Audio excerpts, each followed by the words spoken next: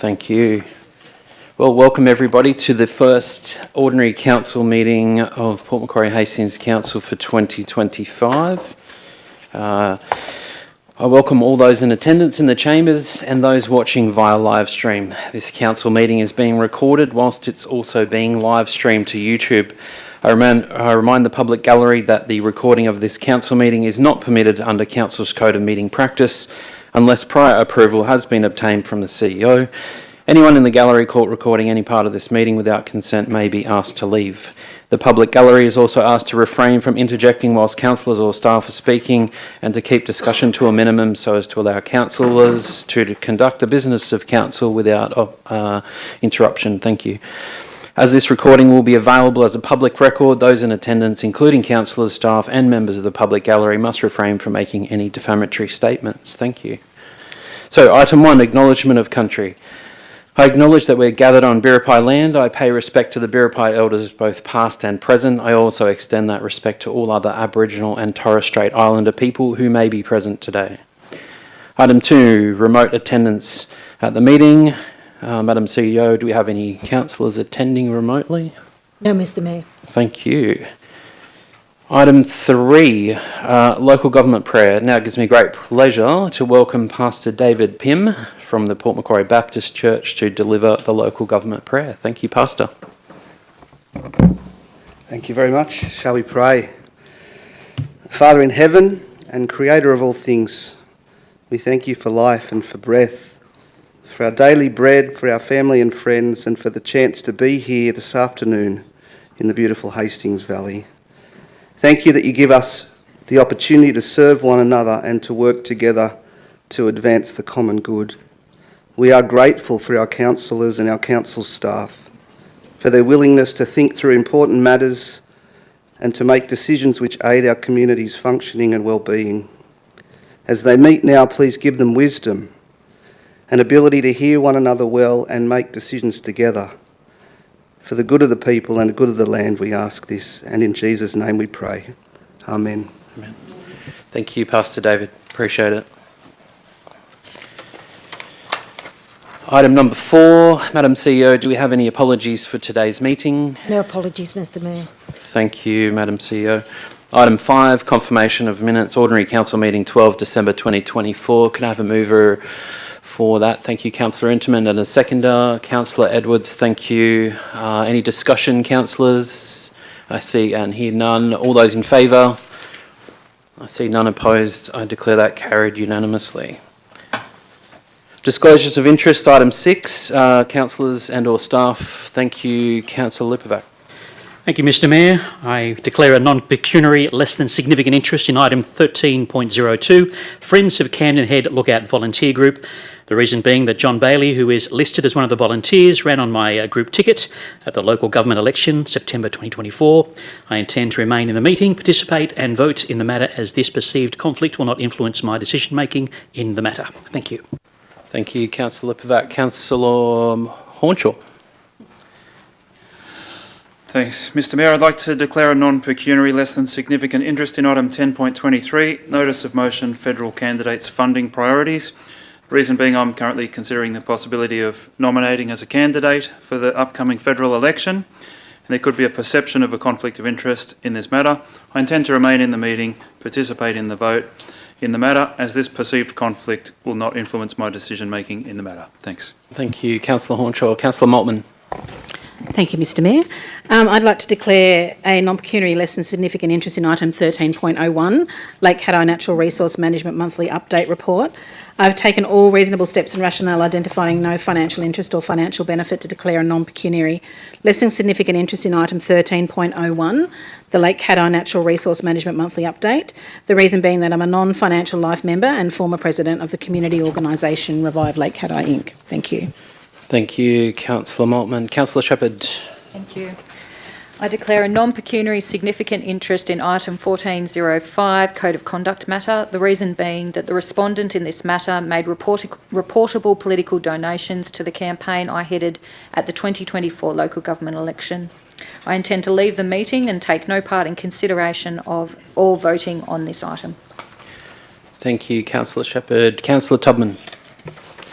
I declare a non-pecuniary less than significant interest in item 10.05, 2024-2025 quarterly budget review statement and operational plan status report as at 31st December 2024, the reason being that a member of my immediate family is employed by Lewis Land Group, who have a financial interest in the Thrumster Sports Field project, which is recommended for deferral in this report.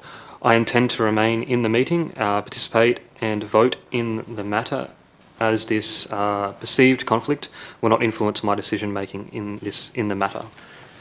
Thank you, Councillor Todman. Director Fish. Thank you, Mr Mayor.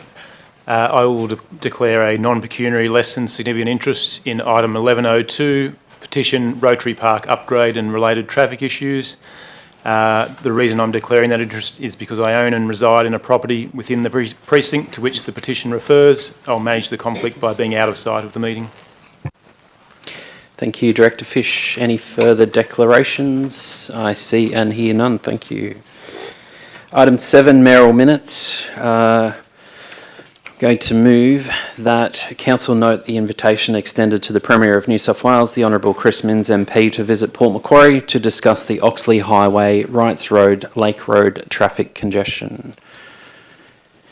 Not needing a seconder, I will just talk through the discussion as per the business papers with a brief statement at the end. On 17 February 2025, I wrote to the Premier of New South Wales, the Honourable Chris Minns MP, extending an invitation to him to visit Port Macquarie at his earliest convenience for an on-site meeting to discuss the Oxley Highway, Wrights Road, Lake Road traffic congestion.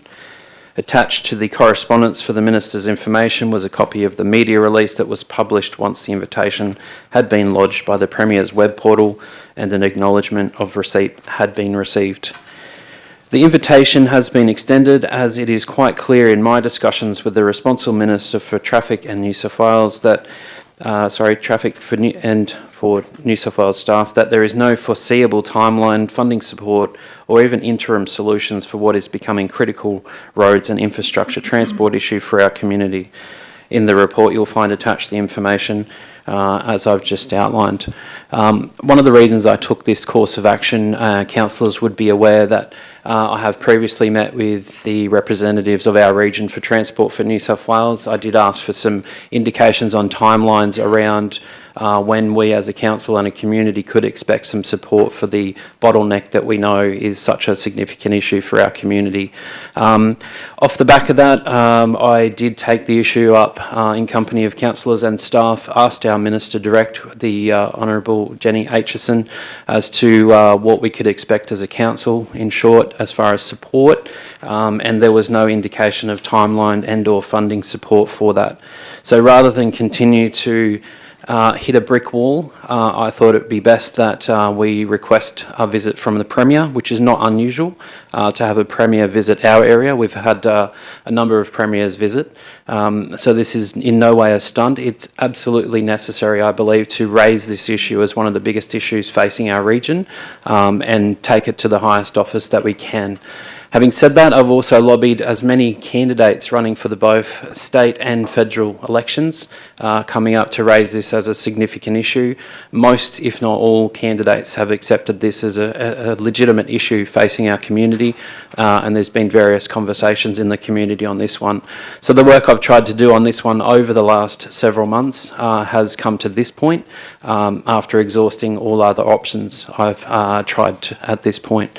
With that, I'd be very happy to hear from other councillors if there's some other comments or discussion otherwise. Thank you.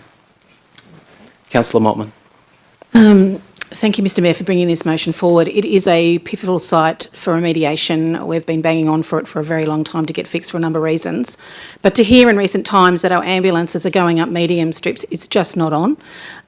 It's such a safety hazard on a number of fronts, but that is not a good option to save lives in our ambulances. So I would wholeheartedly support Premier Minns coming to town. Thank you. Thank you, Councillor Motman. Any further speakers? Councillor Interman. Only to say, I mean, we've got a huge agenda today, much could be said, but I'm sure all councillors support what you've suggested. Thank you, Councillor Interman. With that, no further speakers. I put this one to the vote. All those in favour? See none opposed. Declare that carried unanimously. Thank you, councillors. Item 8, confidential correspondence to the ordinary council meeting. I've got item 10.12 and 10.05. I need a mover and a seconder to include those in confidential. Thank you, Councillor Enterman. Seconded by Councillor Hornshaw. Thank you. All those in favour? See none opposed. Declare that carried unanimously. Thank you, councillors. Item 9, items to be dealt with by exception. I would move that items 10.01, 10.06, 10.09, 10.10, 10.12, 10.13, 10.14, 10.15, 10.16, 10.18, 11.01, 11.06, 13.03, 13.05, 13.07, 13.08, 13.12 and 13.13 be considered in the block, seconded by Councillor Interman. Any discussion? All those in favour? See that carried unanimously. Thank you, councillors.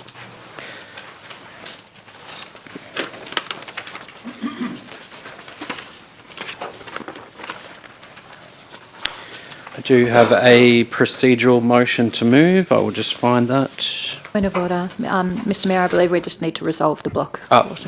My apologies, you are correct. We need to resolve that all of these items are resolved in the affirmative. I need a mover for that. Councillor Interman, I'm happy to second. All those in favour? None opposed. Declare that carried unanimously. Thank you. Lots of paperwork in front of me today. Okay, I need to suspend standing orders to move a motion that item 10.20 and 10.21 notice of motions. First one, the Chief Executive Officer's Performance Review Panel and commence preliminary discussions for the 25-26 CEO Performance Agreement. I need to move those as confidential items. Thank you, and be moved to the confidential session due to these items being considered confidential under Section 10A Part 2, Part A of the Local Government Act 1993, as they contain personal matters that concerning particular individuals other than councillors. So I had a seconder. Was that Councillor Shepherd? Thank you. Any discussion or issues? No, I put that. All those in favour? Declare that carried unanimously. Thank you, councillors.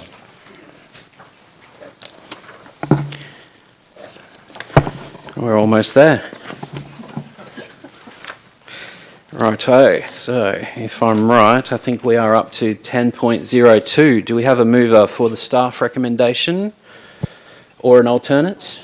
Councillor Edwards, feel free. Thank you, Mr Mayor. Yes, I do have an alternate motion here which was circulated, which staff have no problem with. But I will just ask one question before that, because after the fact I thought of another item. So through you, Mr Mayor, could I ask just one question? The integrated transport plan, that doesn't live in our status of councillor reports or in the cyclical reports at this stage. I wonder if there'd be any staff objection to me making a clause G to add that in as well. Then next meeting staff would come back through the CEO to consider those items with a date for reporting. I will take that through the CEO. Thank you, Mr Mayor. Director Fish. Through you, Madam CEO, I guess I would request advice as to what you would be seeking there. Council has resolved to adopt the integrated transport plan, so I'd need to understand what you're actually seeking. Just a supplementary, Mr Sure. Mayor. I suppose just noting that the Regional Integrated Transport Strategy and the Integrated Transport Plan both don't appear in our list as an ongoing report. So just for councillors' awareness, when we might get a report on, I suppose, that significant area of council's operations. So. Through you, Madam CEO, I'm not sure that this is the mechanism to suggest that. This is already a resolved item of council. It's not a matter that's outstanding. Sure. Thank you, Director Fish. Councillor Edwards. Thank you. I'll just go back to the amendment as I had circulated then. Thank you very much. So moving an alternate motion here, that Council 1 requests the Chief Executive Officer to update the status of... Oh, hang on a second. I'll read from this one. That Council requests the Chief Executive Officer to update the status of reports from Council resolutions for the March 2025 Ordinary Council meeting to include expected due dates for reporting on A, the walking and cycling review, B, the New South Wales Parks and Wildlife Services land revocation, C, the draft Port Macquarie Hastings Local Infrastructure Contributions Plan 2024, D, the Living in Place Strategy, and E, draft Recreation and Open Space Action Plan and Sporting Infrastructure Priorities, and F, Biodiversity and Land Acquisition for Offsets Update. Thank you. Do I have a seconder for this motion? Councillor Interman, thank you. Councillor Edwards, would you like to speak to this item? Just very briefly, noting that there isn't currently a date for councillors to expect when we might next see those on the agenda, and it does help for councillors to prepare, I feel, to have a bit of a forecast of those times. Staff didn't have any concerns with this, so I'm just asking for the support. Thank you, Councillor Edwards. Just a question to the CEO, just to confirm that staff are okay with this one, please. Thank you, Mr. Mayor. I understand that they are. Thank you. Any further speakers? I see and hear none. I put the motion. All those in favour? None opposed. Declare that carried unanimously. Thank you, councillors.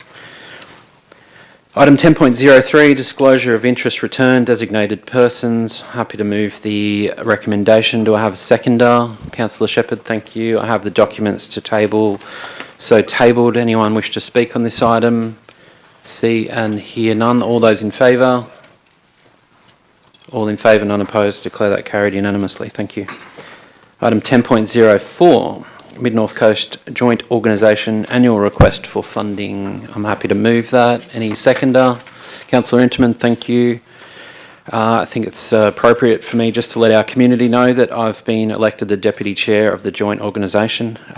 We've had one meeting since my appointment. I've also had residual conversations with other members.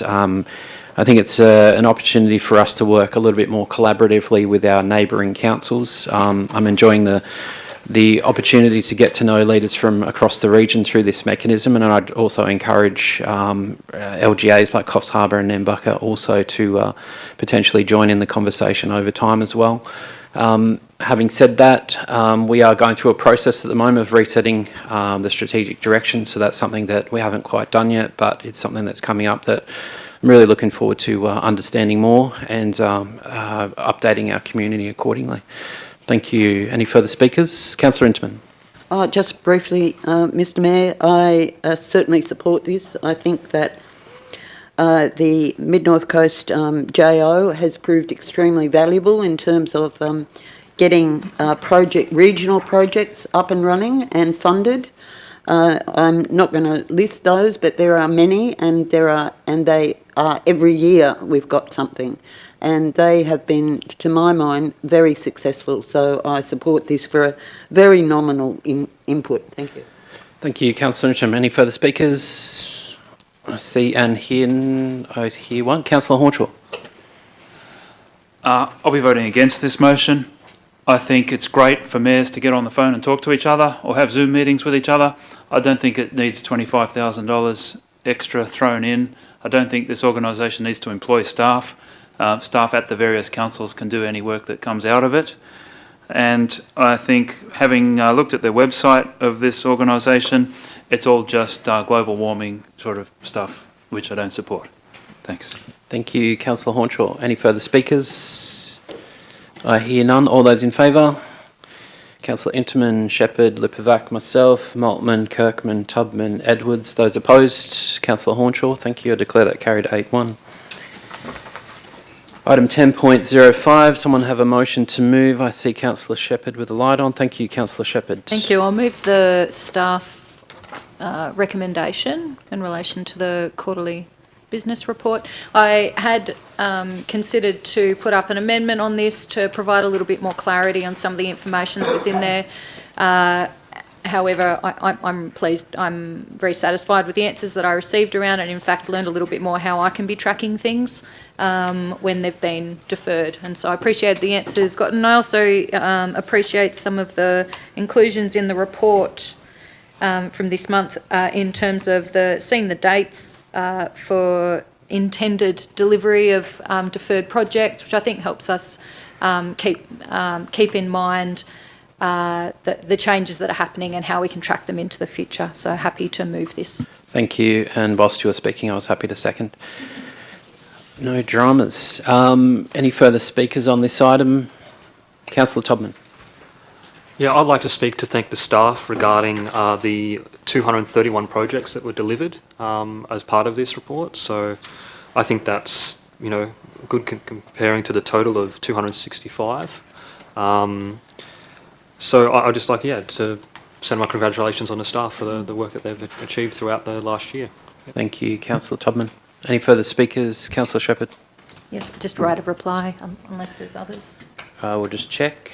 There is no one jumping out of their chair. Thank you. Thank you. Taking the opportunity to add to Councillor Tubman's remarks to note, staff are aware it's a bugbear of mine how we report on the delivery here. But what I really want to draw attention to is, yes, the 231 projects are going, but in addition to that, almost 90 projects have carryover in addition to what's in the current OP. So extra commendations there deserved.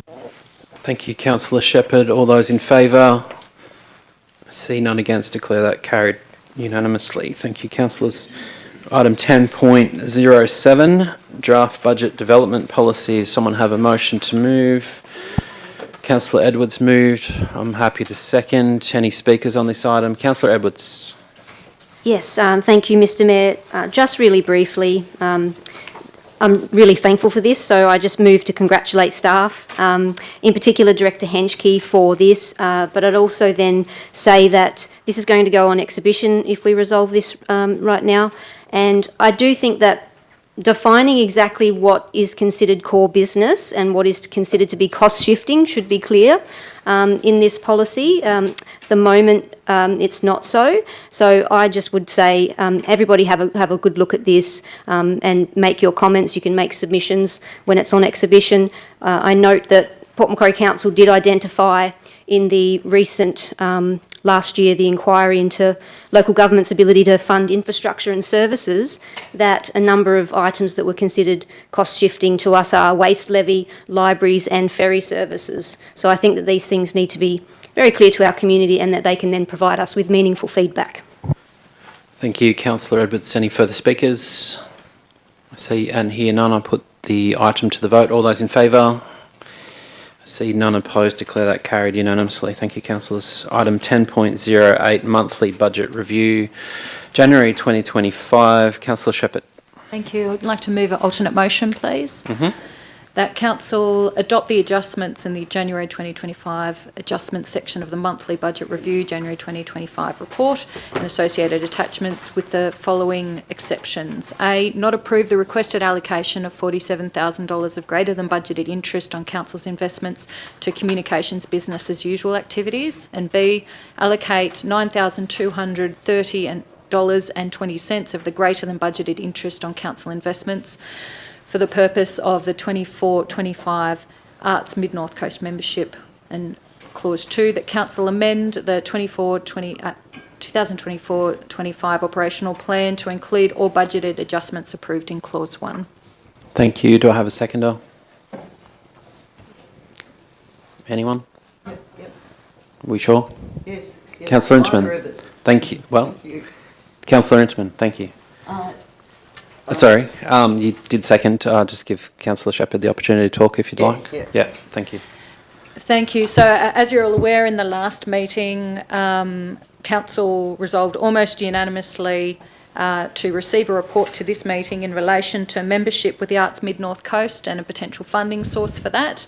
In that report, we haven't been able to identify a funding source. However, in this item, there's an opportunity being identified here for us to get the benefits of that Art Mid-North Coast membership. I do just want to draw attention to the difference in figures between what I proposed here versus what's proposed in the report later, and clarify, as per the correspondence that we were sent from Arts Mid-North Coast and was tabled to the last meeting, that $9,230.20 is the figure that would be required, the much reduced figure that would be required from Council to maintain membership benefits for from Arts Mid-North Coast. in this financial year. And so I ask colleagues for support of this motion. Thank you, Councillor Shepherd. Any further speakers? Councillor Inderman. Thank you again. Similarly, I know that there's some opposition to regional programs like this, but it really does help strengthen council's ability to keep up with and apply, keep up with changes in the arts field and apply for grants and work regionally.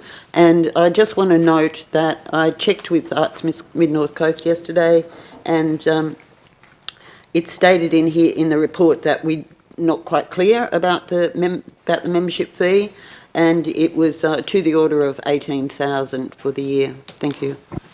Thank you, Councillor Inderman. Councillor Tubman. I have a question about what happens to the remainder of the 47,000 that doesn't go to communication. So 9,000 comes out of it. Would that... Is that a question to anyone in particular? I'm not sure if that's a better ask for Director Henschke, or Which if would it's... go through the CEO? Yeah. Yeah. If I could, thanks. Sure. Thank you. Thank you, Mr Mayor. Director Henschke.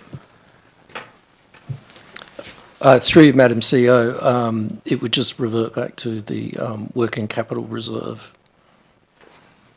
Thank you. Any further questions? Comments? Debate? Councillor Hornshaw. Just another question. Does that commit us to permanent membership of Arts Mid North Coast? And if so, where would the money come from ongoing every year after this? Thank you. Through the CEO.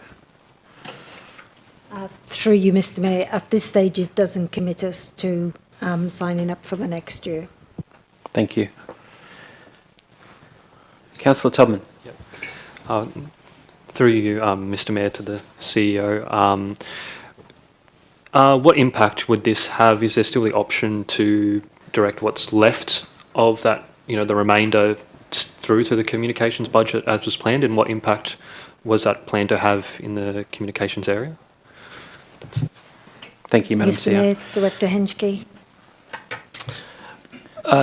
Through you, Madam CEO, the intention here was really to support our communications team. That's a team under my division that, as a support service, is really impacted by business volume. They've been at full capacity the whole year in terms of staff numbers and no vacancies, and have really been challenged with the volume of work. So the intent here was to provide some funding that we could get some short-term additional help for them to clear backlogs in communications. Without this funding, they're challenged in terms of delivery. So that was the logic behind the request. Thank you. Councillor Lipperback.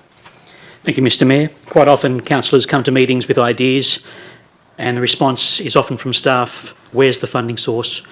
How do you expect us to fund this? We have found a funding source on this occasion, so fully support this particular motion. Thank you. Thank you, Councillor Lipperback. Just a question to Councillor Shepherd. Given Councillor Tubman's question, is there any scope for you to take into consideration allocating the remainder to the communications section? Absolutely. However, my interest would be in having a greater understanding of the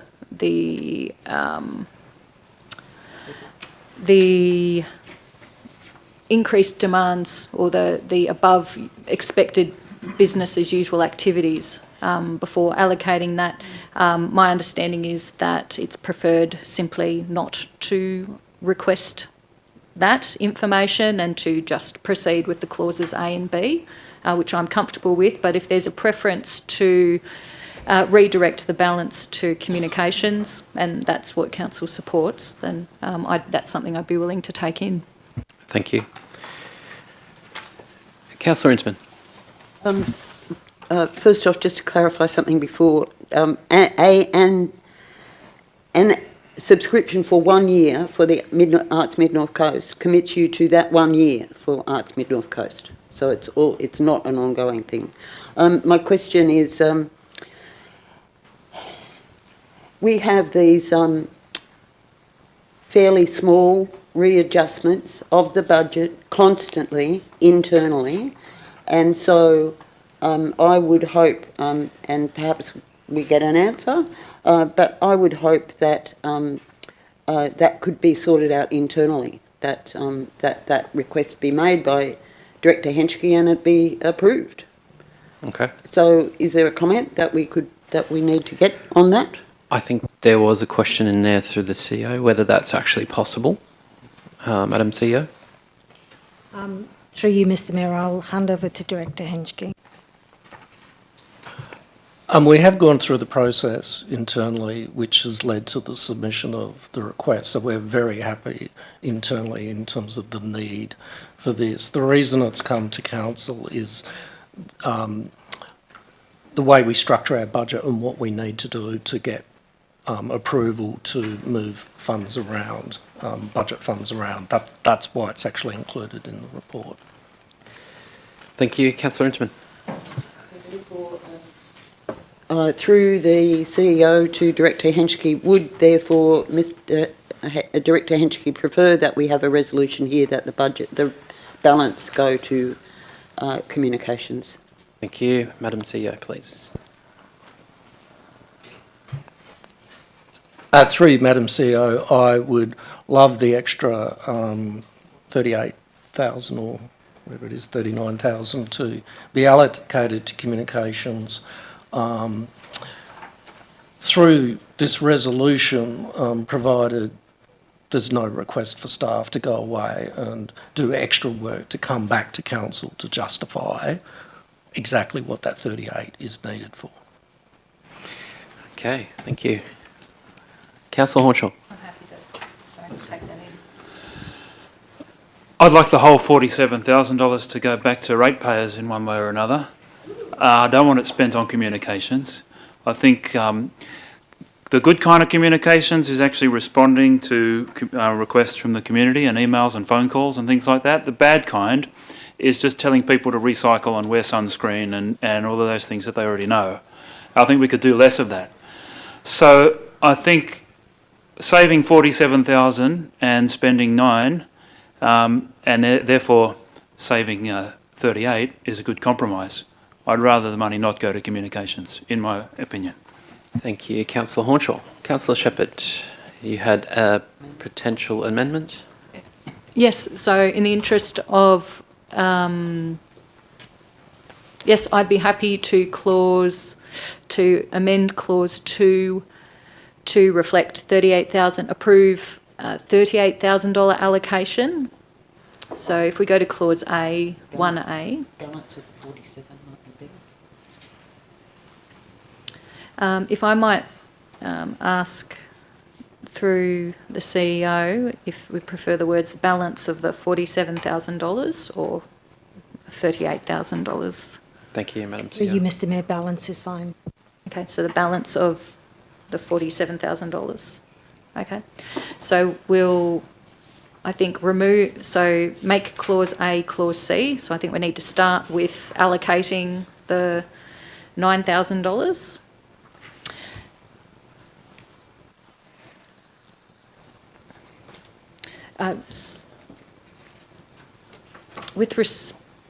With respect, if I might just draw attention to the matter of the $47,000. So there was actually $247,000 of over the greater than budgeted interest on investments. 200 of those were actually allocated to fund the community grants that we determined to have and had not yet funded, but that was approved, or that would be approved through the first part of clause 1. Mm-hmm. And so I don't know that it would make sense to refer to the $47,000 distinctly. I think it might be clearer to allocate the $9,230 and then allocate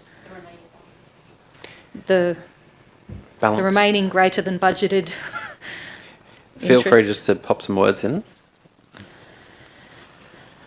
Allocate The remainder of the greater. the remainder of the greater than budgeted.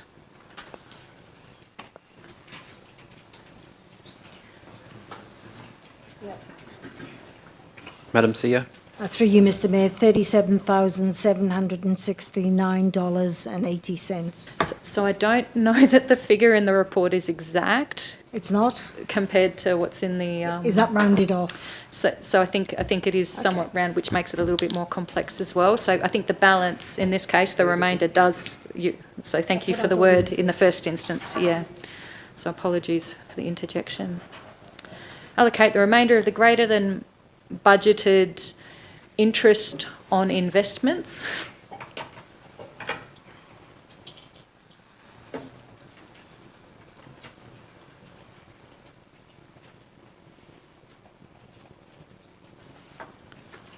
To communications, business as usual activities.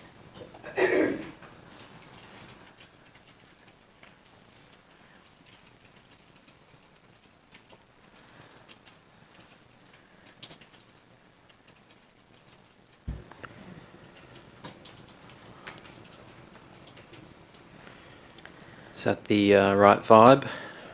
Yep, and I think remove clause A.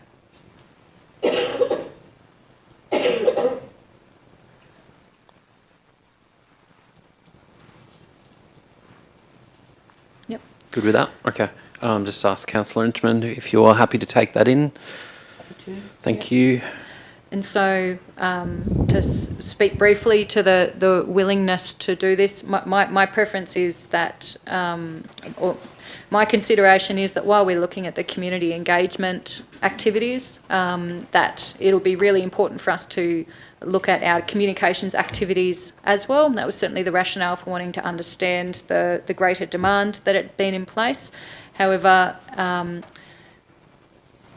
very happy to be taking this in, noting that it would have a greater support from council. Mm-hmm. Thank you, Councillor Shepherd. I think we're all pretty clear on that. You're more than welcome to speak, Councillor Inchman.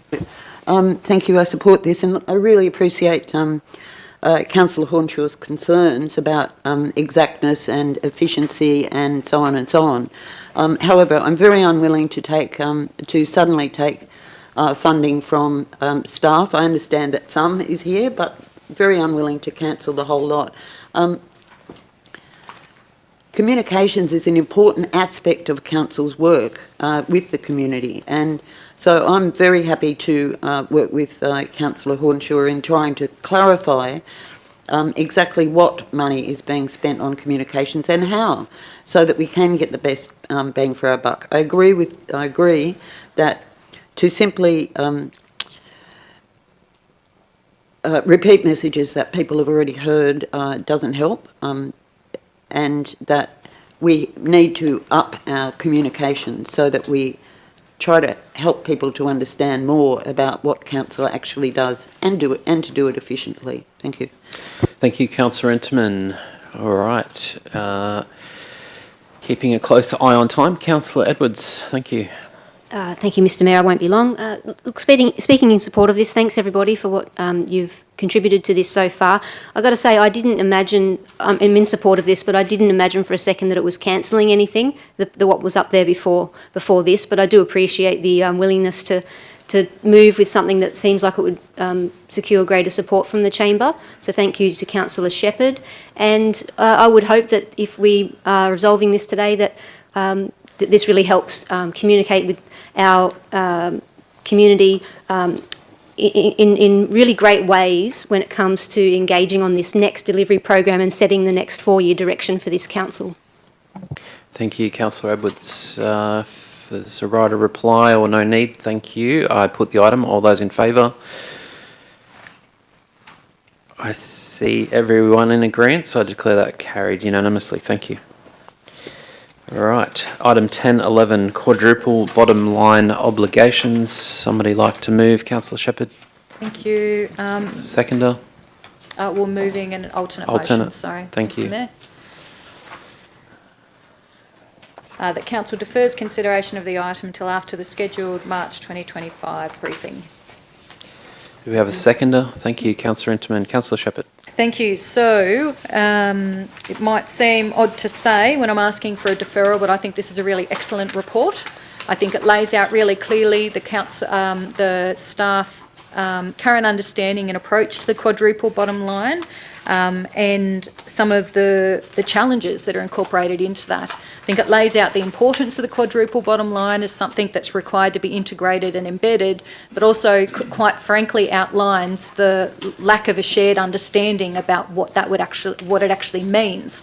So I think that makes it a very important thing for us to engage with in a more meaty way, and we're fortunate that there is the March 2025 briefing scheduled already, which gives us the opportunity to identify what is the smallest thing that we could do to move forward with this in a productive way, and what's quite a challenging task that's before us. To my mind, one of the smallest things that Council could be doing to forward the integration of quadruple bottom line consideration into Council decision making is for the report template at the end of it to include a section that includes those elements of the bottom line: governance, economics, community, and the environmental considerations too. Now, the risk of that, of course, is it becomes a tick box. But at the moment, for the purpose of reporting, we don't even have that. So we have financial considerations at the end of each report and consultation considerations, but those other ones are lost. So I think there's an opportunity here to do something very simple that was slated on the operational plan a couple of years ago, but has fallen off since then. But I think there's an opportunity for us to make some positive progress on this one, but that in a council meeting isn't the time to determine that. Rather, the upcoming briefing provides us a really good opportunity to have a thorough understanding of what appears in this report and think about how we might integrate the quadruple bottom line in a meaningful way in our future decision making. Thank you. Thank you, Councillor Shepherd. Councillor Interman. Thanks, Mr Mayor. Councillor Shepherd and I have slightly different views on the quadruple bottom line. I also thought that the report was excellent, but that perhaps we aren't getting to what I perceive as the crux of it, which is not numbers, but understanding by the people making decisions that those four aspects need to be kept in mind. So I thank Councillor Shepherd for taking this out so that we can, in fact, make a decision based on the information we get from the report, the briefing in March, so that we are clear on it and we're not making a premature decision right now, but we can make a more rounded and mature decision after that briefing. Thank you. Thank you, Councillor Interman. Any further speakers on this item? See and hear none. I put the vote. All those in favour? See Councillor Interman, Shepherd, Hornshaw, Lipovac, myself, Kirkman, Tubman, Edwards, 4. Those against? Councillor Maltman. Thank you. I declare that carried 8-1. All right, item 10.17. Glasshouse Biennial Report and Update on Glasshouse Plan 2024-25 Actions. Councillor Lipovac. Happy to support as is. So moved by Councillor Lipovac. I'm happy to second. Would you like to speak to that, Councillor Lipovac? No? I'm good too. Any further speakers on that item? Councillor Shepherd. Yes, so I just want to take this as an example of how important it is for us to be considering quadruple bottom line in our decision making, because in my view, in terms of the glasshouse, if we were looking at this purely on a financial perspective, obviously, reading the report, it's difficult to support. But the thing is, we know that there's other things that you need to take into account when we're providing services to our community. So sometimes sometimes we can just talk about that in general terms as there's an inherent understanding from people about the value of something. But my view is that it's better to take a more systematic approach to understanding the value of different things, such as the glasshouse and its cultural value to the community, among other things, when we're making these decisions. Thank you, Councillor Shepherd. Councillor Hornshaw. Mr. Mayor, can I ask through you a question to the CEO? Yes. Have we tried to find a commercial operator for the glasshouse that would take it off our hands and run it as a business? And what would be involved, although it might be a long process, in moving to that sort of model? Thank you, Councillor Hornshaw. Madam CEO. Through you, Mr. Mayor, since I've been here, we've not looked at a commercial operator. It is something we could consider as part of that approach. Thank you, Madam CEO. Councillor Hornshaw. Just a comment on that. I don't think we do a very good job. I think a commercial operator, as in an entrepreneur, is forced to actually think about what do people want to come and see. And they have to put on things that people like. Whereas when it's run by council, it can be something that suits the particular bent or interest of the people who are employed, but at no cost to themselves if they get it wrong and fail to fill the seats. Whereas an entrepreneur will quickly get feedback as to what the community likes and what they don't like. So besides that, it'll save us a couple of $1 million a year, hopefully. Thanks. Thank you, Councillor Hornshaw. Any further speakers on this item? Councillor Entman. Yes. So, okay, we've had a reasonable proposition put forward that we consider commercial operation of the glasshouse. So, question to the CEO: could you consider how we might do that? And so, therefore, and advise councillors. I don't want a decision on the fly here, but we need to not just let this lapse and actually pursue it in some way. Through you, Mr. Mayor, yes, certainly. Okie doke. There we go. Any further speakers? See and hear none. All those in favour? See none opposed. Declare that carried unanimously. Thank you, councillors. Item 10.19, notice of motion, grant funding report. We have that one from Councillor Edwards. Yes, thank you, Mr. Mayor. This is my notice of motion, grant funding. Now, there are two clauses in the papers. And you're moving that? So I'll move this in the first instance and hear the debate. So recommendation is that Council 1 request the Chief Executive Officer to provide within the elected member portal and at the end of each calendar month a list of all grant funding opportunities for which New South Wales local governments are eligible to apply for that have become available during that month as advertised via Port Macquarie Hastings Council's grant watching system. And Clause 2, request the Chief Executive Officer to consider for inclusion in the 2025-2026 operational plan the development of a cyclic quarterly report on relevant grant funding opportunities for which the New South Wales local government sector is eligible to apply for that have become available within the quarter, and detail which were and which were not applied for, including the reasons for either. Thank you, Councillor Edwards. Do we have a seconder? Councillor Shepherd, thank you. Councillor Edwards. Yes, thank you, Mr. Mayor. I've put this forward because I do watch grant funding opportunities quite closely, but I can't watch everything. And also, I'm curious to some of the information coming to councillors at times to perhaps let us know why certain grants that are available might not be being applied for. So the greater understanding of the strategic thought that goes into grant applications, what to apply for, what not to, and to give us greater awareness of that.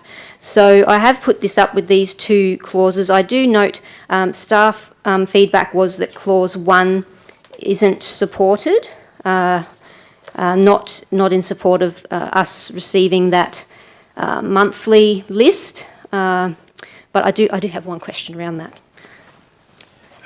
Finished talking? Yes. Yes, and you have a question? Yeah.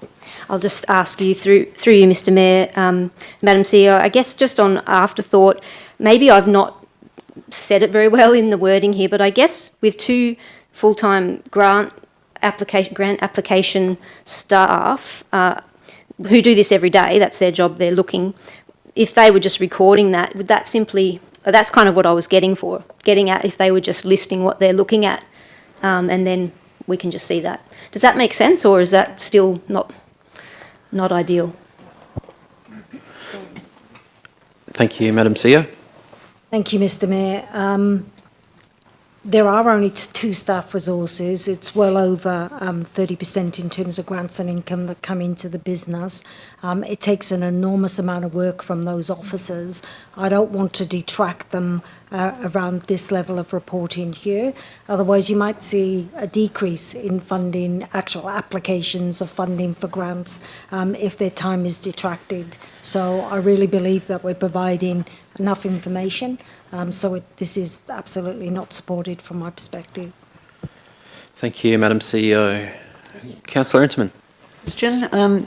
Okay, assuming that we don't go with clause 1 but just clause 2, then could I please be advised, I know of two places that list grants, Guru and Smarty Grants. What system, could councillors be advised what source that the staff refer to, not now, but offline, what resource or source the staff refer to so that we as individuals could perhaps keep a track on that? Would that be feasible? Madam CEO. Through you, Mr Mayor, yes, we could. That would be great, thank you. So we could at least do that ourselves. So unless I'll leave it to council. Well, yes, unless there's any further. I was actually going to speak against it for the reasons outlined by the CEO's comments. A monthly report is provided directly to all councillors regarding the status of all grant applications. A quarterly report to council is on the status already of all grant applications. A quarterly report to each local member of parliament with an update of grant applications relating to their respective electorates. Monthly updates on the status of grants on council website under grants application register, and access to grants finder on council's website, which includes all available grants, is accessible to everyone who signs in. So on that basis, I'd vote against this particular motion, but I don't have any problem if individual councillors want to ask questions of what we're doing generally, but to impose, I guess, some extra and over and above the allocated resource that we're already providing, I would find that very hard to support. Thank you. Councillor Shepherd. Question, Mr Mayor. The Chief Executive Officer's remarks are directed towards item 1 of the motion. Would you be in support of item 2? Could you support item 2? I would ask the CEO if there is any issues with item 2 from a staffing point of view before making comment. Madam CEO. Through you, Mr Mayor, we've said that we would have no objection. Thank you. In that regard, no, I wouldn't have a problem.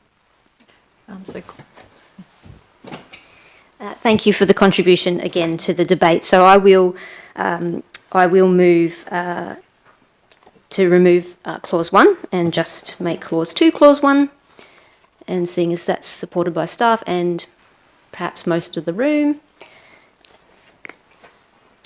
But I would just note that the key for clause 1 that's now gone was actually not what we are applying for, but what we're not, and that's a key thing that's not going to be in the reports that we receive, even though they're listed. Yes, we get all of these different ways we could find out what is being applied for, but not what isn't. So, but if councillors are curious, they can go and do that work themselves. And so, yeah, I'm just going to ask for your support for clause 2 then. Thank clause you. 1. I appreciate the clarification. Councillor Shepherd, are you happy to move forward with that? Thank you. So we've got a mover and a seconder. Any further comments? Thank you, Councillor Shepherd. Yes, just briefly to say, I would have been happy to support clause 1 because I would have thought that staff would have been keeping a list anyway of everything that council had become eligible for. So I thought that wouldn't be a great deal extra work, but I understand the comments on that, and I'd be very pleased to support the consensus building and get that second clause of the original notice of motion through here. Thank you, Councillor Shepherd. Any further speakers? I see and hear none. I put the item to the vote. All those in favour? See none opposed. Declare that carried unanimously. Thank you, councillors. Item 1020, notice of motion. We have moved that to confidential and 21. So 1022, notice of motion, member for Port Macquarie MP Leslie Williams, retirement. Councillor Lipovac. Thank you, Mr Mayor. So the item 10.22, the recommendation being that Council acknowledge the retirement of Leslie Williams, the local member for Port Macquarie, and thank her for her contribution and commitment to the community through drought, floods, bushfires and the pandemic since taking office on March 26, 2011. Thank you. I was assuming you were going to second that. Thank you, Councillor Entman. And Councillor Lipovac, would you like to speak? Thank you, Mr Mayor, I would. So I'd like to take this moment to wish Leslie Williams all the very best for the future and to thank her for 14 years of service to our community within the Port Macquarie electorate that spans an area from Lyne Burners Creek in the north through to Sandcrocs, Swans Crossing, Laurieton, Johns River and as far south as Harrington and Crowdy Head, and let's not forget Lord Howe Island. Leslie Williams is the longest running local member for this region. That in itself speaks volumes of the support she has had over the years and for all that she has achieved. We have heard and read about many of her achievements in the media over recent weeks, so I'll keep it brief with this list. As a local member, Leslie acquired funding to build the Stingray Creek Bridge, the construction of the new PCYC, the Hastings Secondary College rebuild, the development of the Douglas Vale Lifelong Learning Centre, the Lake Cat Public School, beach-to-beach pathway in the Camden Haven, funding for the Tacking Point Surf Life Saving Club, the first stage of the Houston Mitchell Drive Pacific Highway safety upgrade, major improvements to the Port Macquarie Courthouse and the opening of the Lake Cat Ambulance Station last year. On a personal note, I met Leslie before she entered politics when she was a registered nurse working in the medical and palliative care ward at the Port Macquarie Base Hospital, and I was just the promotions coordinator of the local radio station raising money for the paediatric ward. For me personally, Leslie has been over the years a mentor, a steadying influence. She's provided guidance, was reliable and generous with her time, fiercely determined, and her opinions were straightforward and honest. Everyone, especially in politics, has their supporters and their detractors. But she must have been doing something right with 4 election wins and an increasing number of votes in her favour on each occasion. Her 14 years is an achievement to be proud of. Thank you, Leslie Williams. Thank you, Mr Mayor. Thank you, Councillor Lipovac. Councillor Entman. Sure. Thank you. Any further speakers on this item? No, but I am happy to also support and thank the member for Port Macquarie, MP Leslie Williams, for that long-serving contribution to our community over many years. Not many people would understand or acknowledge, but Leslie and I got along quite well for quite a number of years, particularly earlier on in the piece, working together to help deliver infrastructure for this area. So I fully acknowledge and thank MP Williams for her contribution to our local area over a long period of time. I wish her the best in retirement and hope she enjoys the next chapter of her life and or career. So with that, I put that item. All those in favour? None opposed. I declare that carried unanimously. Thank you. Item 10.23, notice of motion, federal candidates funding priorities. Councillor Lipovac. Thank you, Mr Mayor. The motion being that Council provide a list of Council's key project funding priorities and estimated costs to all candidates in the respective seats of Cowper and Lyne in the federal election and also for the upcoming state seat of Port Macquarie by-election. Thank you. I'm happy to second. Would you like to talk, Councillor Lipovac? I will. Thank you very much. So for the record, I did submit this motion to Council on January the 8th for inclusion on this month's agenda to get on the front foot, and I was notified last week the Mayor has begun meeting with some of the candidates and providing them with a pack including Council's strategic priorities and projects, which is excellent news. Thank you, Mr Mayor. I do understand the retiring federal member for Lyne, Dr David Gillespie, was the first to receive this information on February 6. I asked for details on what information was in those packs to be provided to all councillors so that we all knew exactly what was being presented on our behalf and on behalf of our community. We received a link to those details on Monday afternoon. I'm not sure why this information wasn't presented to councillors prior to my request, but we got the information.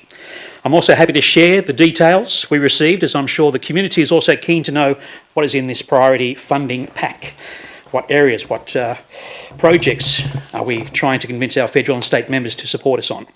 So the priorities listed in the pack include the following: Lake Road upgrades, Hastings River Drive duplication and Boundary Street upgrade, John Oxley Drive upgrade, Lawn Road resealing, Schools to Schools shared path Kew to Laurieton, Lighthouse Road upgrade, Warhope CBD drainage upgrade, Ocean Drive upgrade at Lake Cat-Eye, Kew Road Ocean Drive Bold Street upgrade at Laurieton, Aurora Street, Comboyne Street, Graham Street upgrade at Comboyne, plus upgrades to the Oxley Highway Hospital and Lake Road roundabouts, and the intersections of the Oxley Highway and Pacific Highway, the Oxley Highway and King Creek Road, and the Pacific Highway in Houston Mitchell Drive.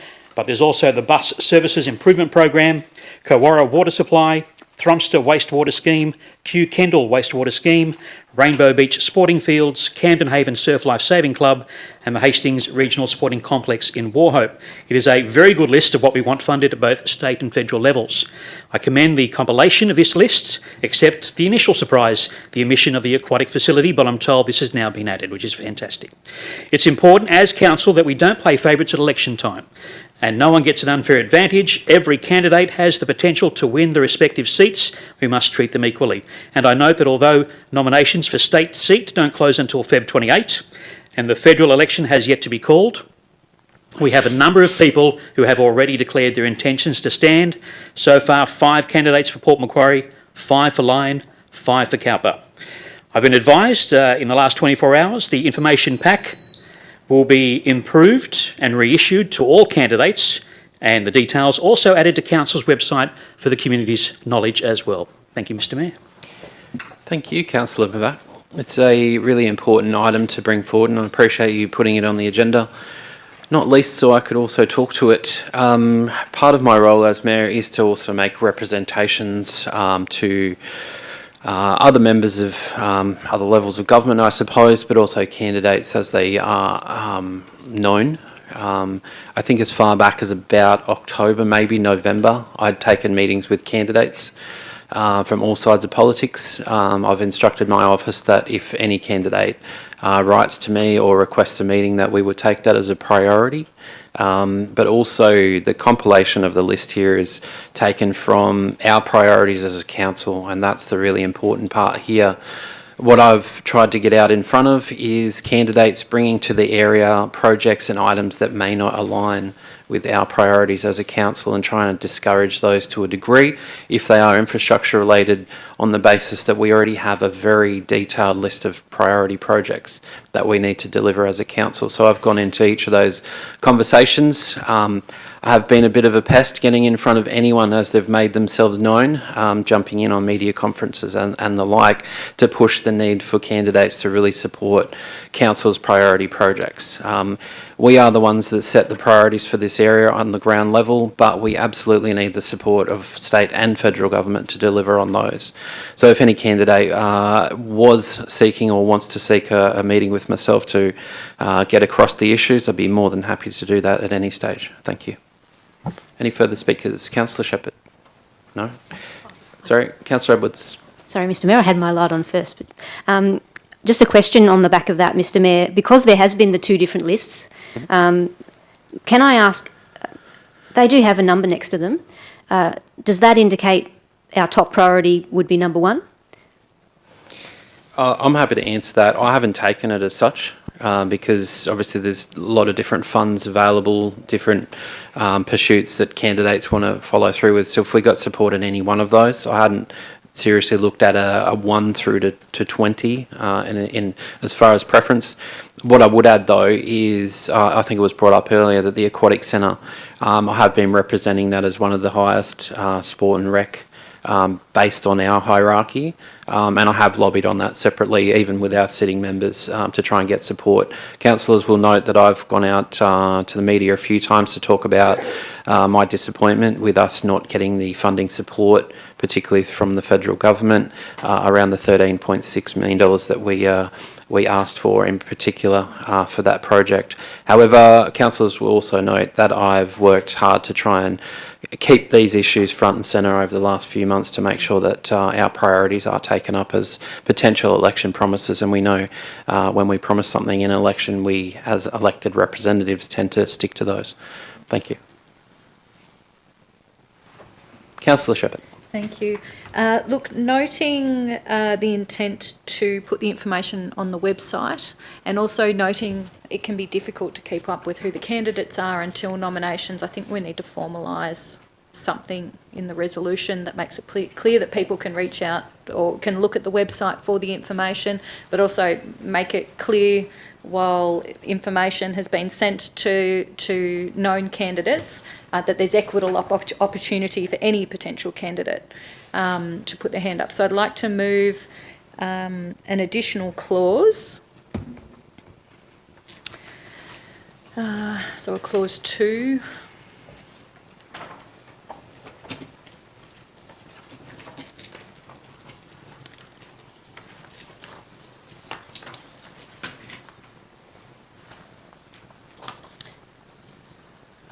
So, yeah, that council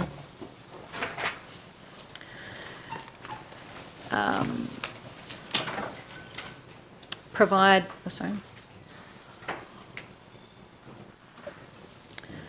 I'm trying to think of the right words to say it's going to be put on the website from a particular date. Council provide access to council's key project funding priorities and estimated costs on the council website.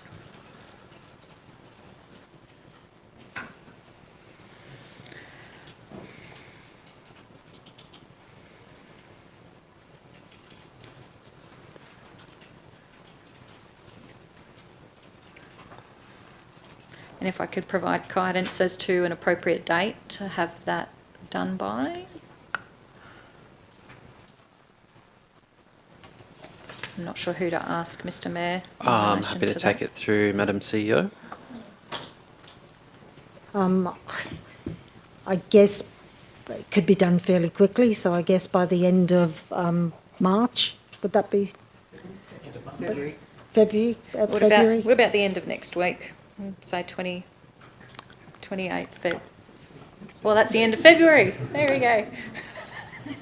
So the end of February? Sounds good. Thank you, Mr. Mayor. For any interested parties, to ensure equitable access to declared and prospective candidates.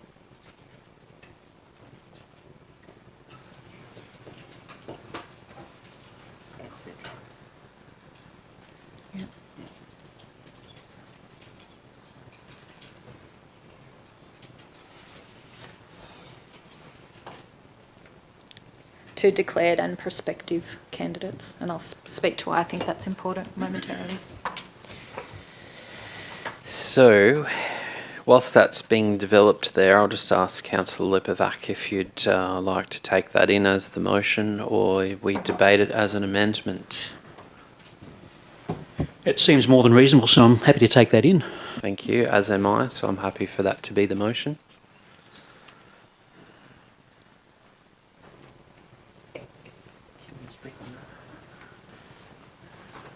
And we will just wait till that's tidied up, and then obviously we've had some discussion, but if there's a need to have more, I'm happy for that. Otherwise, we're happy to move forward as well. Councillor Shepherd. Thank you.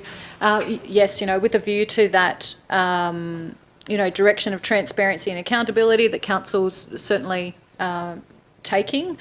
We have the transparent declaration from Councillor Hornshaw, of course, who as a councillor has access to this list of funding priorities already. I note that particular candidates have at different times over the last period of time been provided access to information about funding priorities, and so it's really important that our community can see that there's going to be fair and equitable access to this information, and no appearance of favour to any particular candidate, and that's really critical. Thank you. Any further speakers? Yep, Councillor Inchman. Thank you. Thanks everybody for doing this. I think it's a really good step along the way. What strikes me, however, is the endless list of our priorities. This is a serious situation that pretty much all councils are facing. We do, in fact, have a broken system. I believe our situation here has been made worse by the rate freeze, and I look forward to opportunities to redress that. The costs of providing for growth are escalating enormously. The costs of materials and labour, the cost of standards that are imposed on any and all new additions or even major changes means that Council faces an ever-increasing burden of costs. We are too often encouraged to focus on projects that are funded by grants to the detriment of our actual identified priorities. We, as councils, have suffered from the reduction of untied funds, meaning that we are hedged into a corner by both state and federal government in terms of what their priorities are, as opposed to our existing priorities. It's not as if we live a lavish lifestyle. There is also cost shifting. So amidst this very important and excellent move to make sure that all federal candidates have this information, I just think that we should all also recognise that there is need for significant change in how Australian governments deal with the demands of meeting the needs of their communities at the local level, and that we are struggling, that everybody is struggling, that the burden is being pushed down onto local communities constantly, and frankly, we can't survive it. So the priority list is huge. I honestly don't understand how we're going to get the Aquatic Centre funded or the Thrumpster Regional Sporting Centre. These things go into multi-millions and they're very valuable, and I don't begrudge at all the standards that we establish for our projects, our works, our buildings. But common sense has to prevail, and those higher levels of government must start to take more notice of the real problems associated with how do we do things these days. We cannot, Australia, cannot continue as business as usual. Thank you, Councillor Interman. Councillor Edwards.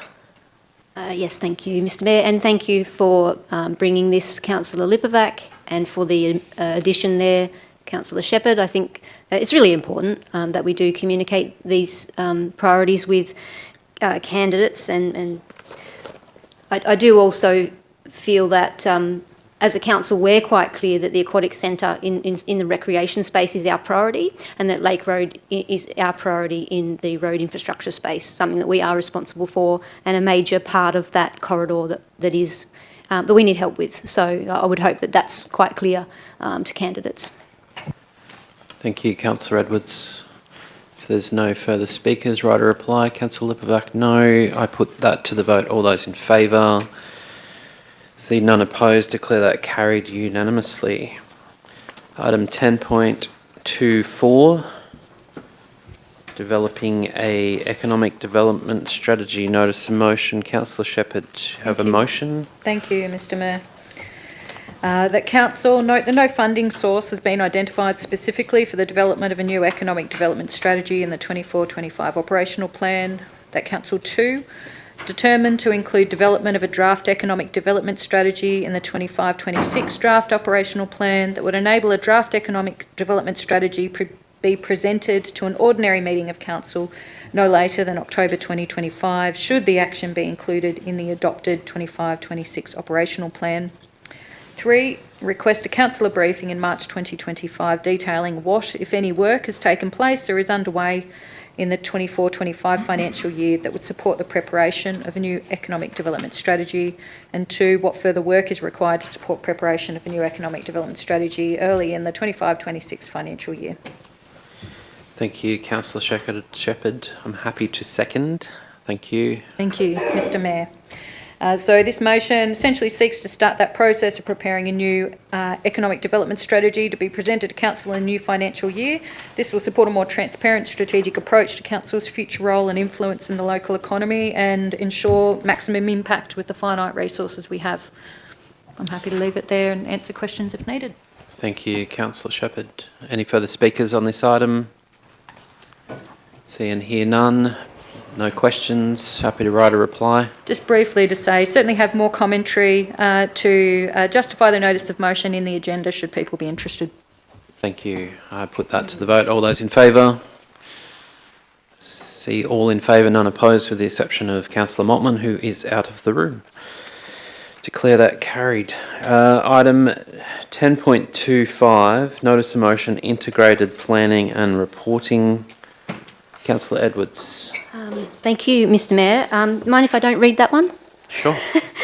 I don't know that it will make a lot of sense to folks listening in, but thankfully, as you can see from the comments in the agenda, staff have given a good response and that we're going to have a briefing in March. So I would just simply take this opportunity to simply thank councillors. We had a great workshop meeting and produced really the detail that's come into this notice of motion.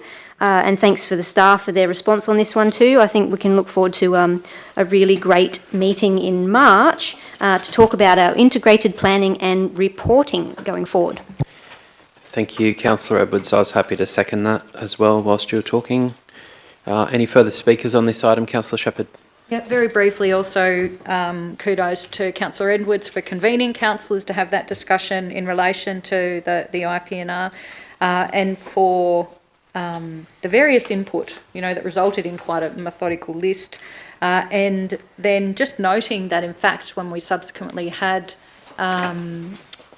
discussions, had briefing with staff in relation to the IPNR, how many of those things, in fact, were on staff's radar, having noted them being raised previously in various contexts. And so this seems like a really good meeting of paths moving forward. Thank you, Councillor Shepherd. Any further speakers? I see none. No right of reply required. I put that to the vote. All those in favour? None opposed. I declare that carried unanimously. Thank you, councillors. Item 11.02, petition, Rotary Park upgrade and related traffic issues. Do I have a mover? Councillor Shepherd. I haven't submitted this for consideration, sorry, but I'd like for us to move. I'd like to move to defer consideration of this item until the March 2025 ordinary council meeting. Thank you. You have a motion to defer, which we will just get up on the screen.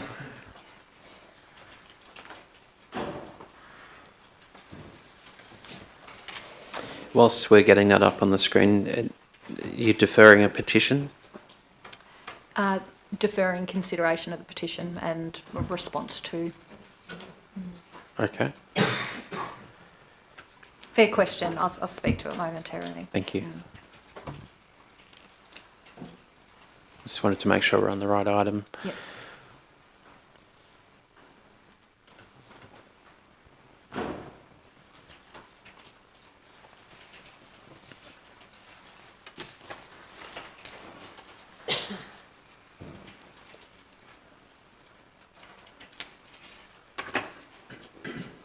Okay, so we've got the motion there. Do I have a seconder?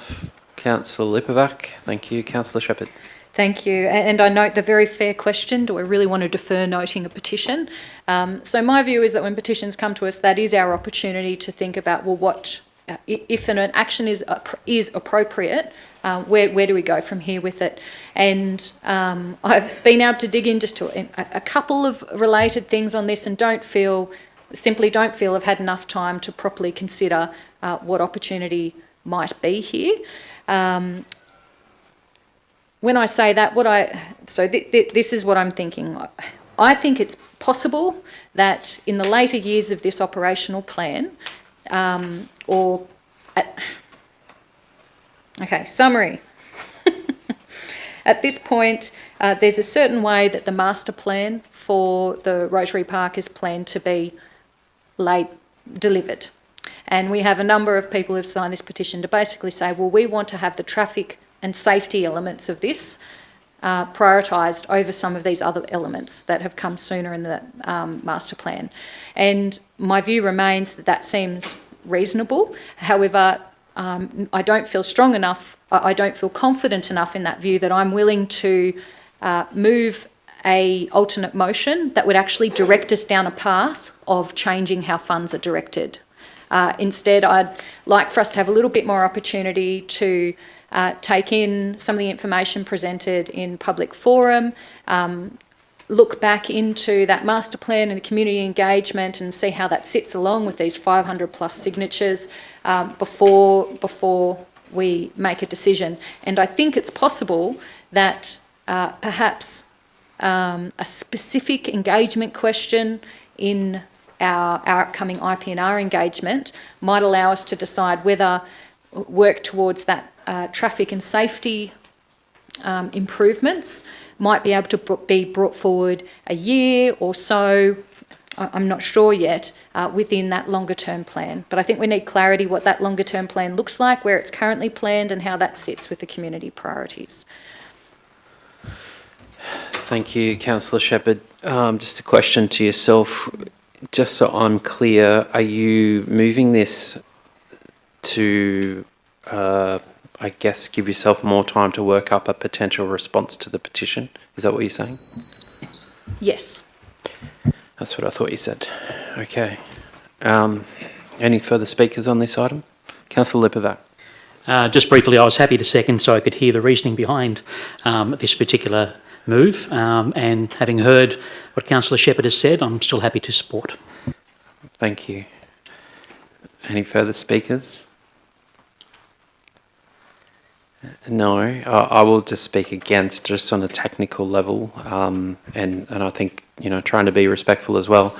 I think it'd be important that we at least acknowledge that the petition has hit our table and respond accordingly. But I also see the deferral technically unnecessary, because for what Councillor Shepherd just articulated, there's every opportunity for councillors to bring forward a motion next meeting to deal with anything and all regarding this particular issue. So on the basis of just thanking the petitioners, I'd vote against it. Thank you. Any further speakers? Question. I'd be very happy to take in a clause that we note the petition. Mm-hmm. But I suppose the point would be to defer response to the organiser. So I'm very happy to take in more appropriate wording that would allow us to bring the consideration of this petition back to March, but which still acknowledges the petitioners. Thank you. I'm happy to offer a suggestion just so we can move forward. If we remove item 2 from the original recommendation, that wouldn't preclude anything coming forward. Mr. Mayor, if I can confirm through you that that's a allowable amendment in this case. Thank you, Madam CEO. Thank you, Mr. Mayor. I think Director Watkins wants to say something on this. Thank you, Madam CEO. If we note the petition and then defer, there is nothing to come back to council with. So you would have to be lodging something separate for the agenda of the next council meeting. Okay. Thank you. If I may. Mm-hmm. So I would stick with the original wording that Sure. I've proposed, but I just want to be very clear to the petitioners that we've certainly noticed this and paying attention to it and looking to just give full consideration to this in what has otherwise been an incredibly big agenda for us to get through. Sure, thank you. Any further speakers on this item? Councillor Interman, question. It's always puzzled me. What does it actually mean, the second clause? Respond to the organiser of the petition with the outcome of council's consideration of this matter. In my understanding, it is that the item has been discussed and noted, so we've received it. So it's a technical clause, which is why I was going down that track. Right, okay. So if we, even if we went with the staff recommendation, it would still be open to somebody to bring something forward to the next meeting so that we can further discuss it, yeah? Yes. And now we've all been given heads up that that's a possibility, yeah? Yep. So what do we got on the books at the moment? The motion at the bottom of the screen that council defer consideration in response to this item until March 2025. Okay, and that's just the motion, so I can move an amendment, which is can. a staff recommendation. Thank you. Thank you. Okay, so let's go with an amendment. I will ask, just as a courtesy, Councillor Shepherd and Lipovac if they'd prefer to change their deferral to the staff recommendation, or we debate it as an amendment.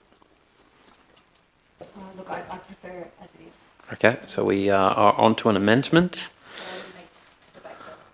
Okay, that's appreciated. So we've got the amendment on the screen, Nearly. Once that's up, I'm happy to take discussion from Councillor Interman.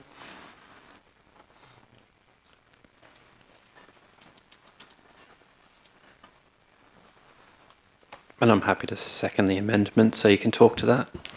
Thank you. Very briefly, I appreciate what Councillor Shepherd is trying to achieve here, but we can, in fact, I think, conclude this matter, report back to the petitioners that we've noted it, and presumably they will be aware that something comes up to the next council meeting, at which time we can hopefully have some better information. It will be, just heads up to everyone, it will be on us as councillors to look for this information in order to consider it at the next meeting, which I think we're all capable of doing. Thank you. Thank you, Councillor Interman. I concur 100%. Any further speakers on the amendment?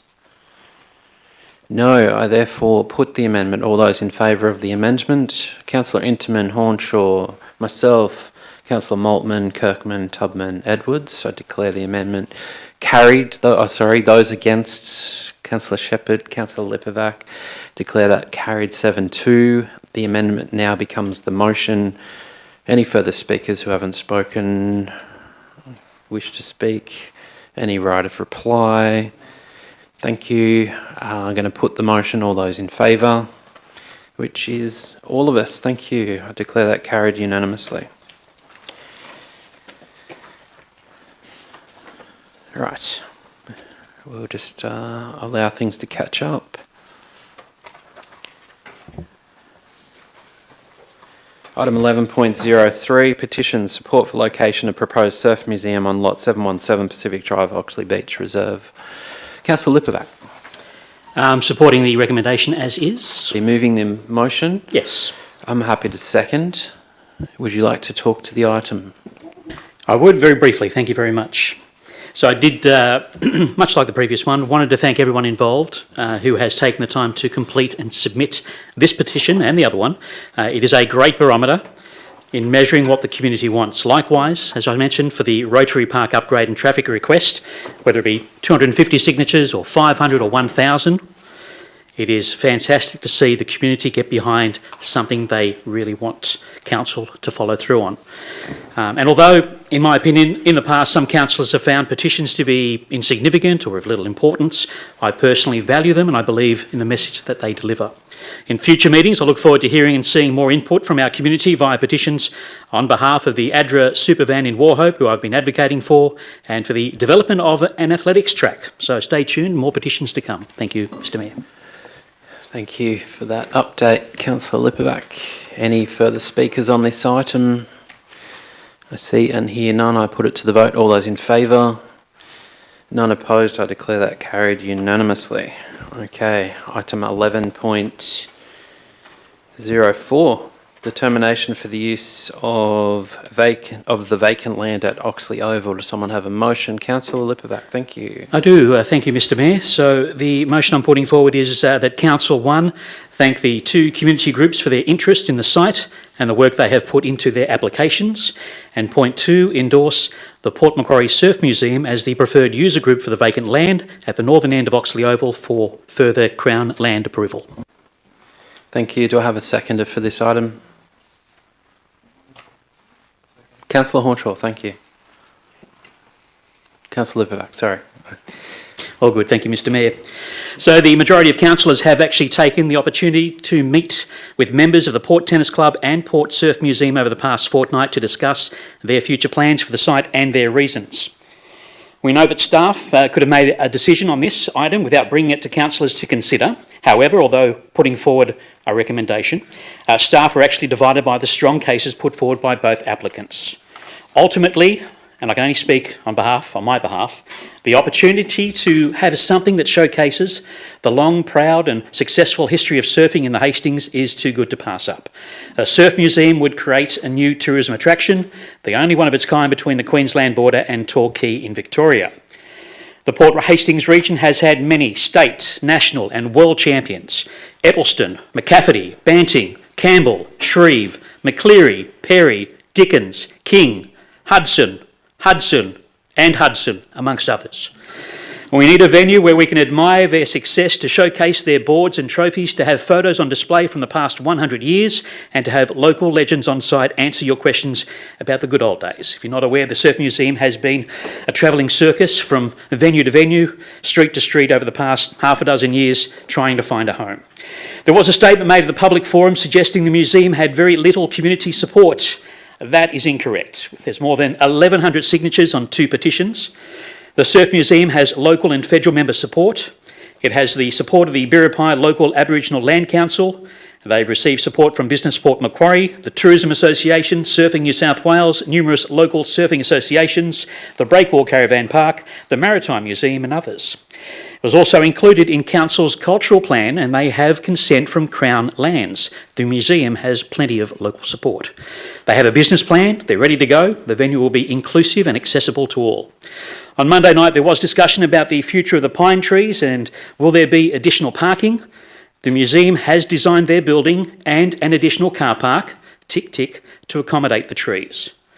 There were concerns raised about views being impaired by the new venue for residents in the Sandcastle and how the bowling club would be affected. The single level structure will be built on land that is lower than the adjoining Maritime Museum. Yes, the site is used by fitness groups and for rugby teams to warm up. However, Council has multiple venues that can be utilised, including the Oval, down on Oxley Beach, and a very large vacant block of land south of Oxley Oval. On Monday night, I heard for the first time the potential historical significance of that parcel of land, but it's to be expected that every bit of land along the coastline and riverfront has historical value of some kind, yet the evidence provided is sketchy and inconclusive. But should there be items of value be located, despite the advice indicating it's highly unlikely from Council's Heritage Officer in 2021, if they find anything of value, this will be dealt with accordingly, because history is important and should be protected and respected, and that's exactly what the Surf Museum will do for the surfing fraternity. If I can have 10 more seconds, Mr Mayor. You can have a whole another minute if you like. I've only got 10 seconds. The Port Macquarie Hastings coastline has developed a rich and successful history in all types of surfing, and this vacant land in close proximity to 2 beaches is the right place for a surf museum. Thank you, Mr Mayor. Thank you, Councillor Lipovac. Councillor Hornshaw, would you like to talk to this one? Thanks, Mr Mayor. I concur with everything that Councillor Lipovac just said. And the Surf Museum has put together an excellent business plan, and it does have the support, and including of Crown Lands, and it is pretty much ready to go. I just think the site itself, we want to thank the Tennis Association for their proposal. I think at the end of the day, a tennis court would have maxed out the site. It would have taken up the entirety of the site. But a tennis court is a large area, about as big as this room, that can only be used by 2 people at a time, or when it's not being used, 0 people and it's fenced off. And I think it would have just been too land hungry for that site. I think the only reason to put a tennis court there, or more than one, is because there are already tennis courts there. And that is a reason, but I don't think it's a strong enough reason to go with that. Where you could play tennis and potentially build tennis courts elsewhere in the LGA. Whereas I think a surf museum needs to be at the beach. It's a spot that's suitable for it. I see that site overall, that headland, as being kind of spillover from the beaches, and so something that is able to accommodate beachgoers and give them something extra to do, as well as become a kind of a museum and gallery precinct where you can go to more than one thing at a time. I think it just is entirely suitable for the site and better than any other proposal. Thanks. Thank you, Councillor Hornshaw. Councillor Maltman. Thank you, Mr Mayor. I also am in support. I find that the Surf Museum is fit for purpose. And I was going to do an amendment, but I just wondered if maybe Councillor Lipperback might consider including of items 3 and 4 that I've just at late notice given to Tanya, and I'll just read out and then explain my rationale. Point 3 would be, are you right, Tanya? Yep. Requests the Chief Executive Officer give consideration to the inclusion of resourcing in the draft 2025-26 operational plan and budget for the development of a town and Oxley Beach precinct plan, encompassing the areas bounded by Clarence Street to the north, inclusive of Rotary Park, Lord Street to the west, Pacific Drive to the east and Burrowin Street to the south, that ensures the town and Oxley Beach precinct plan alignment to Council's adopted strategic plans. Point 4, subject to the proposed town and Oxley Beach precinct plan being adopted for inclusion into the 2025-26 operational plan and budget, actively engage and collaborate with all relevant stakeholders, including residents, user groups, the Port Macquarie Hastings Local Traffic Committee, New South Wales Crown Lands and Transport for New South Wales, to support a long-term sustainability in this location, address community needs and improve the overall area and beautification, and prioritise visitor and resident road safety, which has some sort of synergy with the earlier Rotary Park motion 11.02. My rationale for that, for inclusion, is that, as I stated, I'm pleased to see from the November ordinary meeting, because I felt like we kicked this decision down the road, so I'm pleased to see this come forward and an amendment from Councillor Lipperback. But as councillors, we serve as strategic leaders of Port Macquarie Hastings Council. We're responsible for setting the vision and the policies that guide our community's future. By approving this motion, the amendment that points 3 and 4 included, councillors will direct an immediate need to consultation and reaffirm our commitment to addressing both immediate and long-term community needs, while ensuring a sustainable, well-planned environment for generations to come. My amendment includes a duty of care to the residents who are there now and in the future, visitors, businesses, schools and organisations in this location, creating a town and Oxley Beach precinct plan outlining a clear vision for the area. This plan will need to cover key boundaries, including the roads I mentioned previously, forming a foundation for evidence-based decision-making, including traffic modelling. It will ensure future development aligns with sustainability, accessibility and safety principles in a very highly populated area. Central to this motion is the importance of community involvement. The plan will prioritise collaboration with residents, stakeholders and authorities, such as the Local Traffic Committee, Transport for New South Wales and Crown Lands, and ensure the plan responds to community aspirations, addresses current issues and adapts to the area's evolving needs and fostering long-term livability. As a frequent visitor to Town Beach, I've encountered the challenge of finding parking myself as early as 5:45 a.m. some mornings when joining the Sunrise Swimmers. At the community forum and through petition, it's clear that parking and traffic management systems are no longer fit for purpose in this area. As Town Beach and Oxley Beach grows, particularly as a tourist destination, pressing challenges like parking and traffic management need to be addressed.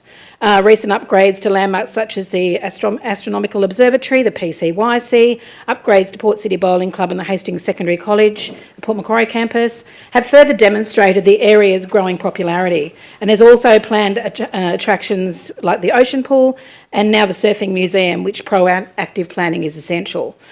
And I was pleased in speaking with Alan Jeffrey yesterday at the Surf Museum that he'll also consider speaking to Suzanne Williams about her outdoor fitness business and a mutual usability of the site. By endorsing this motion, including points 3 and 4, councillors reaffirm their commitment to address both immediate and long-term community needs while ensuring a sustainable, well-planned environment for generations to come. Thanks. Thank you, Councillor Maltman. Councillor Lipperback. Well, that's a lot to take in a very short period of time. I guess firstly, question through to Madam CEO, if you would be happy with points 3 and 4 being added to this particular recommendation. That's something staff can able to contend with. Thank you, Mr Mayor. It does say give consideration. Okay, nice short answer. Okay. Are you? I'm quite happy to take that into my original motion. Thank you. So I would also ask the seconder if they're happy to take it in. Councillor Hornshaw? Before I answer that, could I just ask Councillor Maltman, would you be happy to just move, and would the Mayor be happy to allow point 3 and 4 to be a completely separate motion? I'd support it if it was its own motion, and that would be cleaner for the Surf Museum, noting that whenever this is now referred to in the future, it would just be a very clean two-clause motion, giving them the go-ahead, without this cluttering it up potentially. Would that be possible? Thank you. Procedurally, it wouldn't be possible at this meeting in its current form. However, it could be put on the table at a subsequent meeting. Could I argue the amendment on the table as it is? Or? 2 seconds. Okay, so I've got a response. Councillor Interman, question? Thank you, Mr Mayor. I think it actually is procedurally permitted. We would need to check with the governance manager, but I think as a split motion, do we still? I think we've still got that on the. Happy to ask the question for you. Yes, would you like an adjudication on that? Thank you. Yeah, sure. Happy to put that through the CEO. Through you, Madam CEO, the split motion was more to be able to vote differently on different sections of a motion. This is basically two different subjects, in my opinion, rather than just the item that's on the board at the moment. And I agree with what the Mayor suggested earlier, that it should come back as a notice of motion at a future meeting. Thank you. So at this stage, we have Councillor Lipovac and Councillor Hornshaw's motion on the table. What we're seeing on the screen is discussion notes at this stage. I haven't seen it proposed as an amendment on its own. Happy for Councillor Maltman to do that, if you wish, Councillor Maltman. No? Okay, so it's just discussion notes. So we are only on... It's classed as an amendment. However, if we could just rename that to motion, please, because that was moved from the floor. So we are clearly with points 1 and 2 at this stage. So I've asked the question to Councillor Hornshaw if you'd prefer to take in points 3 and 4. Would you like to give an indication whether you'd like to do that, given Councillor Lipovac didn't seem to have a problem? I'd rather not take in. Sorry. I'd rather not take in those points 3 and 4. Thank you. All right, so we've got to the end of that. Councillor Lipovac. Mr Mayor, based on the information that has come through on the floor in the last couple of minutes, I would like to now stick with my original motion. Sure. And would love to see the amendment come as a new motion at the next meeting. Thank you, which is procedurally correct. Okay, so we have a motion. We've had a couple of speakers. Is there any further speakers on this item? Councillor Interman, thank you. Thank you. I support the motion. And could I just clarify through you to Councillor Maltman, you indicated that you were happy to bring that forward to the next meeting? Yeah, thank you. I thought your essay was fabulous. Thank you. Okay, we have, I won't repeat what's already been said. I agree absolutely with the words used by Councillor Hornshaw that the tennis club would max out that site. It would not only max out the site, but it would lock people out because of the necessity of fences around a tennis court. We've had the opportunity, I went down there yesterday, looked at it in view of the site layout that the Surf Club are proposing. And yes, it seems that it almost certainly will conserve all the Norfolk Island pines that are there. Probably, but not definitely, including the one that had been affected by lightning strike. So that's still to be decided, but that's the only one under question. They're offering parking, that's great. Looking at it, it really does fit in with the site without overbearing it. There's a kiosk is being offered there. Okay, that's ancillary, but nevertheless, there's an opportunity there for some outdoor spaces. So for some, perhaps table and chairs for people who are going to the kiosk.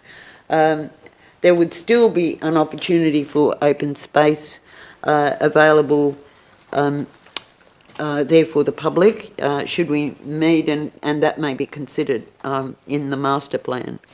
The other matter that I just want to touch on is that I had concern when I went down there and the sign says Oxley Reserve, and suddenly we're looking at it being something not public open space. So therefore there is a need, I believe, going forward for us to think about how are we going to protect these public open spaces, these green spaces, especially with the congestion that's coming. Yes, I thank those who made presentations on Monday night, particularly concerning the heritage matters. I also have had a look at those maps, and I don't believe that this site is directly related. I'd like to throw on the table the possibility of extending a walkway from Maritime Lane down to the down to Pacific Drive.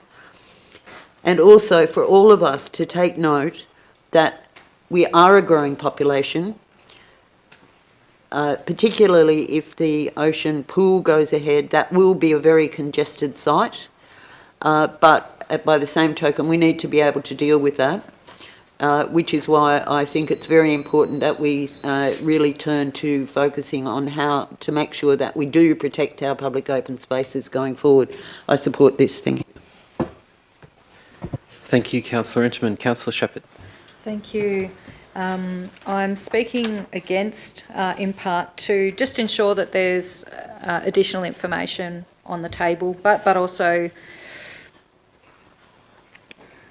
being my position. So first of all, I want to thank staff for the briefing that we received on this matter. We previously deferred this so that we could receive a briefing before it comes back to us, and we were duly provided with more information about the background for the recommendation that was made in relation to the tennis court, and that was very helpful for me to understand what the rationale was that came to the report, for the recommendation that came into the report.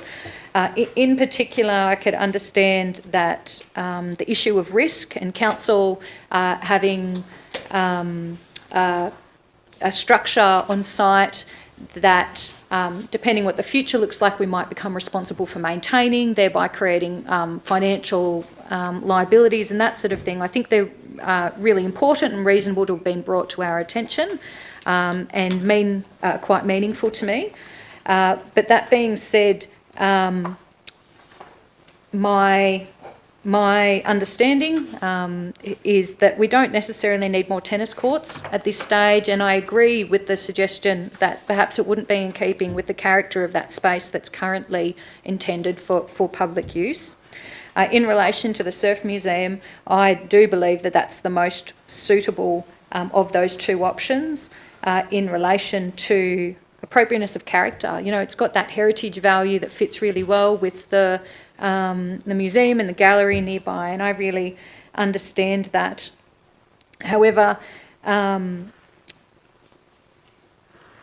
my view is that my understanding is that the land is in fact already in use by a number of people. The business plan indicates perhaps 50 to 100 people in admissions for the museum in a week, and I don't think it would be unreasonable to think that at least that are using the reserve at times anyway, but particularly when Oxley Oval gets washed out. So that's instrumental to me in this. And so that brings me to what is actually a third consideration here, is that is to not designate this currently public land for use by for a particular use, and rather maintain it as public land. And I would also note that I think it would have been great if we'd done exactly what Councillor Maltman has put on the table about 2 years ago when the conversations were happening. But you know, lessons learnt I think will be different in the future, but I'm not sure that it will work to make a decision now about who goes there and then develop a precinct plan that would have determined what's appropriate really to go there, and also with regard, clear and transparent regard to the community about council's role in anything for the future. If I might have the allowance, just thank you, Mr. Mayor. Finally, I mean, I think I can see where this is going based on debate, and I so appreciate when we have this open discussion, putting everything on the table so that we know that. So I just want to comment that should council support a particular project to go ahead on the Crown land that we manage there, that doesn't mean that we endorse that project getting state and federal funding over and above our strategic sporting infrastructure priorities. That there can be no suggestion that we prioritise that as a council over that delivery, because as you all know, that long list of priorities, infrastructure priorities we have is huge, and the list we have for sporting infrastructure is massive within that as well. So would like to have that all on the table, although depending if right of reply can address those concerns, I could yet be swayed. Thank you, Councillor Shepherd. Further speakers on this item? Councillor Edwards. Thank you, Mr Mayor, and thank you, councillors. This one's really tricky. I felt a lot of pressure considering this and over months, even over the break. And I would say that they've been looking for a home for the Surf Museum for some time. So I'm leaning to support this. There are three options though. There are do nothing, tennis courts, or this, and I'm leaning towards this because the history is there that the museum community that want this surf museum have been, meeting with staff, talking to staff. It's been years, so I guess that flagging this site. But I have heard the debate, and I 100% agree. If only we could go back and do a master plan. I'm particularly keen to see that we actually understand how much open space do we need as we grow, as we get more dense. I would like to see that planned out, to know what we could actually spare. It's Crown land, but it is right now available for anyone to rock up and roll out their picnic rug where they can. And it gets used for parking, for running markets, I've noticed. There's lots of different ways that space is currently used. But it does sound as though the museum folks are very happy to still be a really welcoming community space. So that is what's partly swayed me. But in future, I would prefer to see that we're really clear on all the Crown land and how much of it we need to reserve for open space. Thank you, Councillor Edwards. Councillor Tubman. I'll try to keep this one short considering everyone else has talked on this matter, but I would like to speak in support of the Surf Museum. I've found it very difficult as well, trying to decide between the tennis ball courts, not doing anything at all, or continuing with the Surf Museum. However, I believe it fits the precinct. You have the other museums already there. It's right across from the beach. I think I've looked into the usage of the other tennis ball courts in our precinct as well, and I don't see a huge need of those facilities. So, as Lauren just mentioned as well, that the Surf Museum has been moving around, for quite a while. There seems to be overwhelming support from the petition, so that's where I stand on that. Thank you, Councillor Tubman. Any further speakers on this item? I'm happy to speak to this item in opposition. I thank the Tennis Club and also the Surf Museum for their interest in this site. I appreciate that they're very worthy projects that could bring some benefit to our town. My opposition on this one is on the basis of where Councillor Maltman was going, that I think we need a comprehensive plan for not just that particular area, but to take in Rotary Park as well. We have substantial development in that generalised area. Parking is at a premium and our open green space is diminishing every time we add something to that precinct. So what I would prefer to see, and I think it may be something that we address as part of the upcoming budget, a plan to deal with that precinct more comprehensively. So I'm not voting against the Surf Museum. I think it's a worthy cause, or the tennis courts, but at this stage, voting in support through voting against this one for a more comprehensive plan for that precinct and to protect the open green space that we have at the moment. Thank you. Mr Mayor. Councillor Shepherd. I don't think this will be necessary, but just want to flag, wondering if we need a foreshadowed motion on this in the case that it's lost. I mean, it's a fair question. I could offer a suggestion if you'd like. there has been multiple speakers, and I think more than 5 in support. But if you'd prefer to move foreshadowed, I'm happy to take it. Okay, any further speakers on this item before we put the item? Right of reply, Councillor Lipovac. Thank you, Mr Mayor. Nothing really further to add. I really do appreciate the discussion amongst the councillors, both for and against, and there are other concerns in relation to this particular site. I think we just put it to a vote. Thank you. Thank you, Councillor Lipovac. Put this one to the vote. All those in favour? Councillor Interman, Hornshaw, Lipovac, Maltman, Tubman, Edwards. Those opposed? Councillor Shepherd, Roberts, Kirkman. I declare that carried 6 votes to 3. Okay, item 11.07, Community Satisfaction Survey Results. Someone have a motion to put for this one? Oh, no.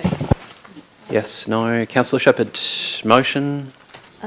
Sorry, I believe there was another item, but I'd actually like to move a motion for an adjournment, a 5-minute adjournment.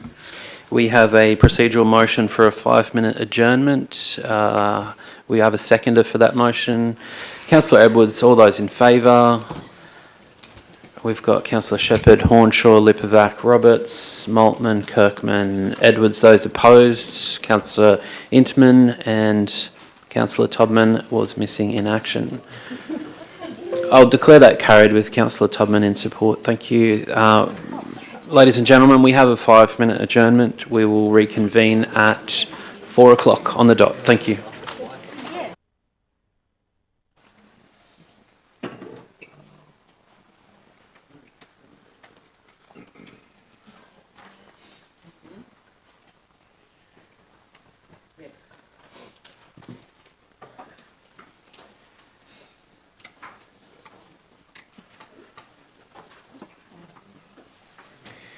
Okay, councillors, we are back from a short adjournment to 11.05. Apologies for calling the wrong number earlier. Do we have a motion to move in relation to Community Inclusion Plan report card? Councillor Edwards. Just moving the staff recommendation. Moving staff Yeah, Mr. recommendation. Is there any seconder? Councillor Interman, thank you. Councillor Edwards. Thank you, Mr Mayor. The Community Inclusion Report Card. I just wanted to say that it's great to read about some really important initiatives and achievements in this report card. In particular, I was very pleased to read about the wheelchair beach matting investigation and a possible trial that staff have been working on. I did ask some questions on this item, and one of the answers I got has led to a further question, Mr Mayor. So through you to Madam CEO, I just wondered, with the list of action plans and programs that will happen underneath the social strategy, noting they're already almost completed or really in train, will they be included in the 2025 to 29 delivery program, all of the plans that come into the social strategy? Thank you, Madam CEO. Through you, Mr Mayor, Director Watkins. Through Madam CEO, where they're relevant, they will. The delivery program, as you know, Councillor, is for a 4-year period. So if there are works that are still underway, they'll go into the operational plan and then they'll go into forward budgets. Ultimately, we'd like to get to a position where we're developing a social strategy that's the umbrella for all of those plans underneath. So that would be some piece of work that would be going forward in the new financial year proposed to. Thank you, Director Watkins. Any speakers to this item? See and hear none. Right of reply? No. I put that item to the vote. All those in favour? See none opposed. Declare that carried unanimously. Thank you, councillors. Item 11.07, Community Satisfaction Survey Results. Councillor Shepherd. Thank you, Mr Mayor. I'd like to move an alternate motion. Sure. Being that Council 1, note the results of Council's 2024 Community Satisfaction Survey, and 2, request the Chief Executive Officer to develop an action plan for Council's response to these Community Satisfaction Survey results, including intended communications and how survey outcomes will be considered in future planning and resource allocation, to be presented to the April 2025 Ordinary Meeting of Council. I think that's fairly self-explanatory, so I'll leave it there and be open to questions. Okay, do I have a seconder for the motion? Councillor Interman, yes. Thank you. Councillor Shepherd. I will leave comments for now because I think that's self-explanatory, but Thank you. I just have a question of the CEO. Madam CEO, in relation to item 2, do you have any comment on that, given that it's not gazetted in the reports, please? Through you, Mr Mayor, we've had conversations and we support it. Thank you. Any speakers on this one? Councillor Interman, thank you. Thank you, Mr Mayor, and thank you, Councillor Shepherd, for bringing this forward. This is really important, I believe, that that we are all on the same page going forward with this, and that we not note and publicly release the results at this stage. We need to have a better idea of the action plan going forward. There are a lot of there's a lot of information come out of this, and for myself, I take forward the areas where there was most concern from the community was transparency, leadership and communications, and so it makes it very important that we all get together and look at how we're going to implement how we're going to take forward these results from the community satisfaction survey. So yes, I agree with this proposal by Councillor Shepherd. Thank you. Thank you, Councillor Interman. Right of reply, Councillor Shepherd. Yes, just to briefly note that largely the amendment is a combination of some of the other clauses, yes, with the exclusion of Clause 2. However, I want to note that the results are already publicly released. They're publicly available, and I would encourage community members who are interested in the results to view our attachments. Item 1107, Community Satisfaction Survey results, if you would like to look into those yourself also. But the idea of that Clause 2 is that we get the opportunity to be clear moving ahead about what it is that we're communicating with the community about what those results mean, and also considering what else do we need to do to understand what what the results actually tell us. Thank you. With that, I put it to the vote. All those in favour? See none opposed. Declare that carried unanimously. Thank you, councillors. Item 11.08, Arts Mid-North Coast Membership Report. Councillor Shepherd, have a motion? Thank you, Mr Mayor. An alternate motion that Council 1, note the information provided on Council's potential membership with Arts Mid-North Coast. 2, note that $9,230.20 has been allocated for membership with Arts Mid-North Coast for the remainder of the 24-25 financial year. And 3, request the Chief Executive Officer include in the draft 25-26 operational plan resourcing for membership of Council with Arts Mid-North Coast. Thank you. Do I have a seconder for the motion? Councillor Edwards, thank you. Councillor Shepherd. Thank you. As I read it, actually, I've become aware that we don't need that Clause 3. And so we've already resolved to include that in the draft operational plans, so I don't believe we need that clause. Happy to take some... No, sorry, my apologies, in yes? December. In December. In our December meeting, when we made the resolution in relation to Arts Mid-North Coast, let me bring that up, sorry.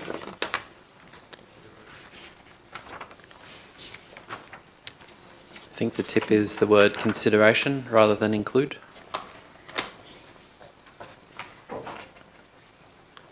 I'm happy to remove that clause in any case, noting that we instead have requested that consideration be given. Sure. We can remove point 3. At a previous motion. In a previous resolution, if my seconder is willing to take that in. I might just check first if that's the case. That's staff understanding is that it's already been resolved. That question through to the CEO. Yes. Thank you. Through you, Mr Mayor, Director Watkins. Through you, Madam CEO, the resolution from December 2024 was simply to request the CEO to advise the governing body of the following information as soon as possible, but by the end of... Sorry, that's the wrong item.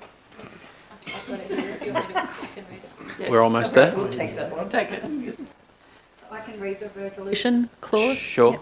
So the clause from the December meeting was that Council 3 request the Chief Executive Officer give consideration to the inclusion of give consideration to the inclusion of resourcing for Port Macquarie Hastings Council membership with Arts Mid North Coast in the draft 25-26 OP, which is distinct from the clause 3, which specified to include the draft include this in the draft OP.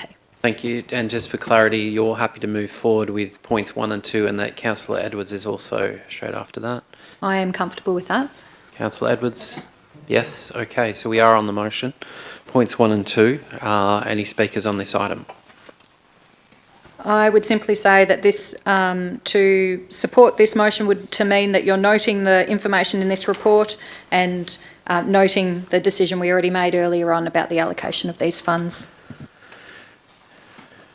Any further speakers? Just very briefly to say, I think that this is acknowledging what was decided a little bit earlier, and I simply would say that Arts Mid North Coast appear to provide quite a unique support for growing artists and their professionalism, rather than just giving them a few gigs. So I think it sounds like a really worthy organisation. Thank you, Councillor Edwards. Any further speakers on this item? I hear none. Right of reply? I see none, and I put the item to the vote. All those in favour? See none opposed. Thank you, councillors. Declare that carried unanimously. Item 11.09, Draft Community Engagement Strategy. Councillor Shepherd, have a motion? Thank you. Move an alternate motion that Council 1 note the information in the report regarding the review of the community engagement strategy. 2, endorse the draft community engagement strategy for the purpose of... that's not the correct one. Thank you. Thank you. Okay. That Council 1 note the information provided in the report.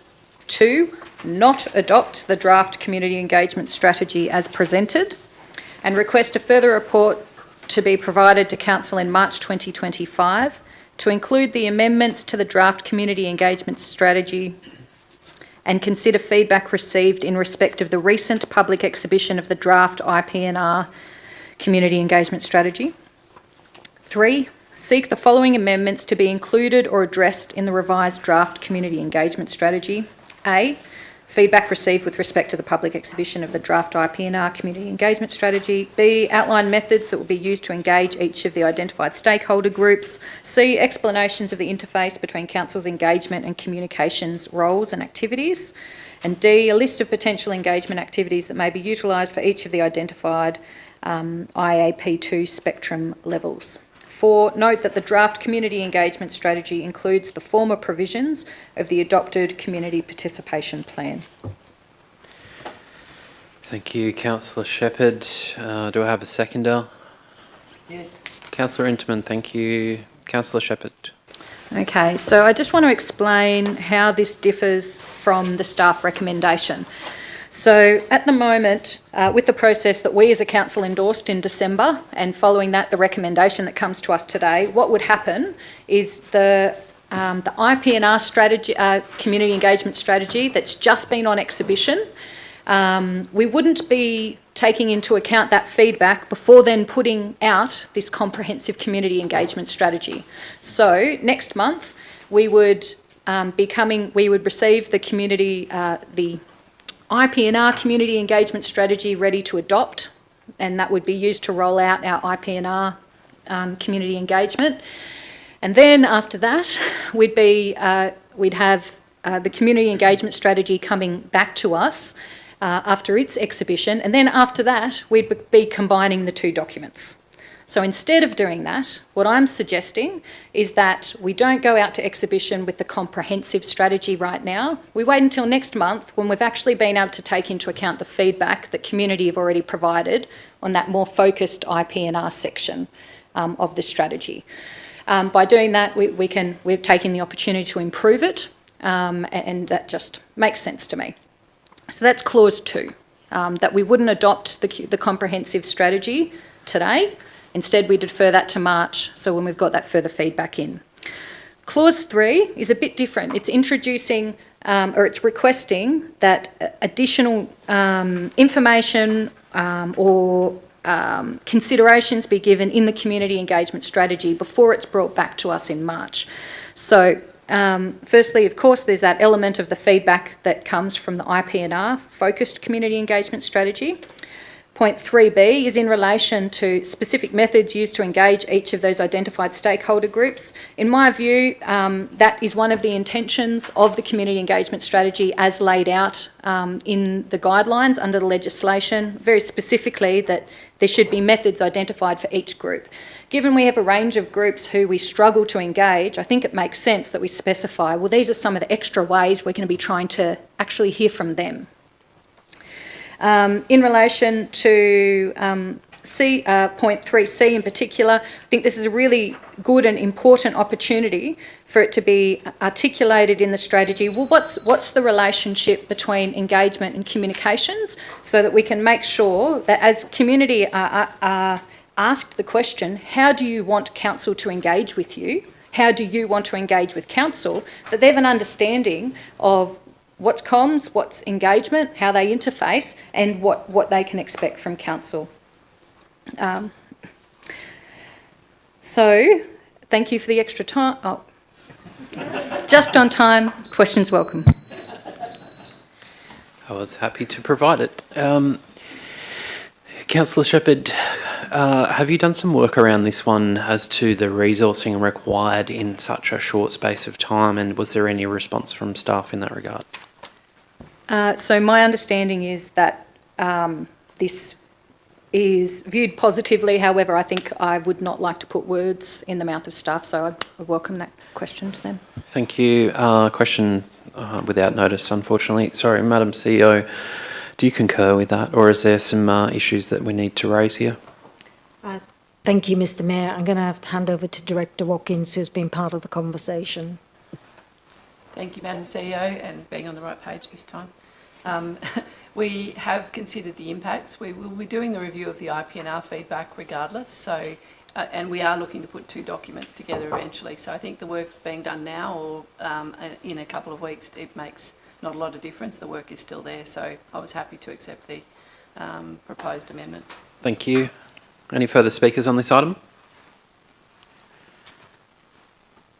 No? Need for a right of reply? Councillor Entman? Yes, thank you, Councillor Shepherd. We've talked about this, and I thought your logic was very good, and I'm very glad that we all got on the same page. I think this is going to be more efficient because we've got information coming back on the IPNR, Integrated Planning and Reporting Engagement. Now it's already out there, and so we're just going to add to it and roll forward progressively rather than doing it in two streams. Thank you. Thank you, Councillor Entman. If there's no right of reply, Sorry, Mr Mayor, you need to look right a little bit more. I did jump in with my light, but just to, I wasn't going to speak, so I'm going to save my talking for later, but I do want to acknowledge Councillor Shepherd. That's quite a bit of work. That means you've looked at this really closely. So on behalf of the community, I really appreciate that. Of course, one of our most important roles here is to be that conduit and to actually know that we're engaging really well and hearing. So thanks. Thank you. I will pause. Look left and right. No, there is no further speakers. I put that. All those in favour? See none opposed. Declare that carried unanimously. Thank you, councillors. Item 11.10. Before I call this item, I must apologise to Councillor Hornshaw because I said that I would get back to him with the process around how we deal with this particular item. So I've just realised that. So I will ask through the CEO how we deal with a question on notice and whether there's debate allowed before or after something's moved and seconded. Thank you. Thank you, Mr Mayor. I'll hand over to governance to respond. Through you, Madam CEO, I believe as a question on notice, the question is asked and then the question is answered.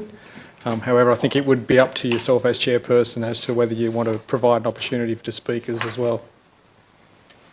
So you're throwing it back to me. Thank you. Okay, we did, councillors, cover one of these or two of these in the previous meeting, so notwithstanding that, in the absence of having provided an answer before, I would allow discussion and debate on this one, but I would request that it's quite succinct and we keep it tidy as best as possible. So what I will do is ask for a mover, a seconder, ask for speakers for or against. We put the item and then the answer is provided after that. Thank you. Do we have a mover? Councillor Lipovac. Do I have a seconder? Sure. Councillor Interman, thank you. Councillor Lipovac.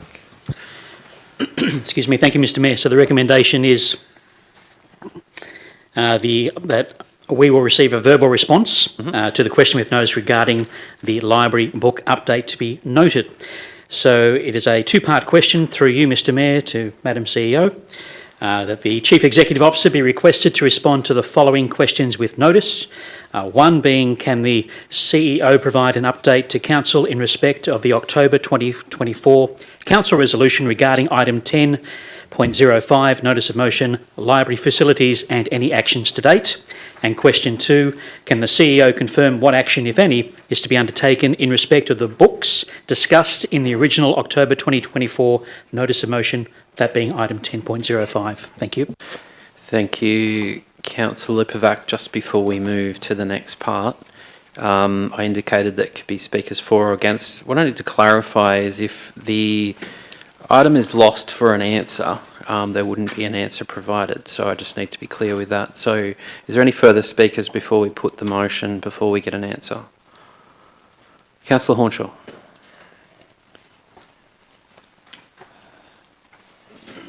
Councillor Lipovac has said in the past that this motion was a waste of council time.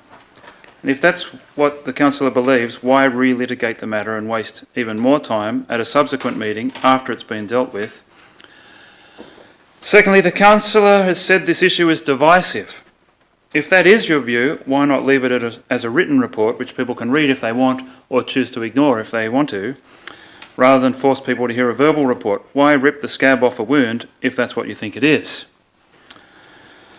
Some ridiculous things have been said about me in social media and even on national media, like that I'm in favour of banning books, when all we're trying to do is ask what's being done to make sure material that's not suitable for children is kept away from children. It's not banning books at all. The rest of the council body here has been very fair and measured, trying to bring clarity, trying to bring more light rather than heat. But Councillor Lipovac on numerous occasions has exacerbated the misinformation, accusing me of book banning and censorship. Would the councillor apologise for those comments? The federal court heard evidence that a book in our library has an image of pedophilia involving an adult performing a sex act with a 12-year-old. And the court heard expert witness going into anatomical details to verify this. And also, further, that the image involved a teacher and student, which also goes against all standards of professional conduct, regardless of age. Now, these things might have happened in history, but they should be condemned, not fantasised over. And the court sided with the expert witness and against the Classification Review Board for ignoring those facts. So, I would ask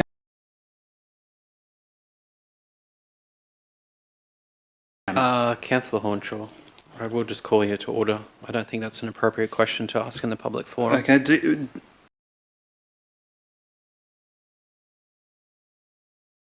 Sure. Unfortunately, again, I'll just call you to order. I don't think that's an appropriate question to ask in the public forum. Okay.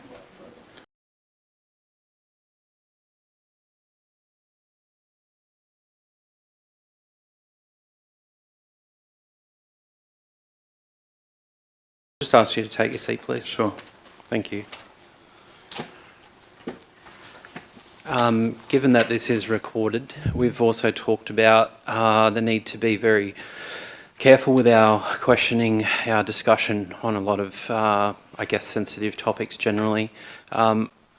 Calling you to order a couple of times and then having questions rephrased.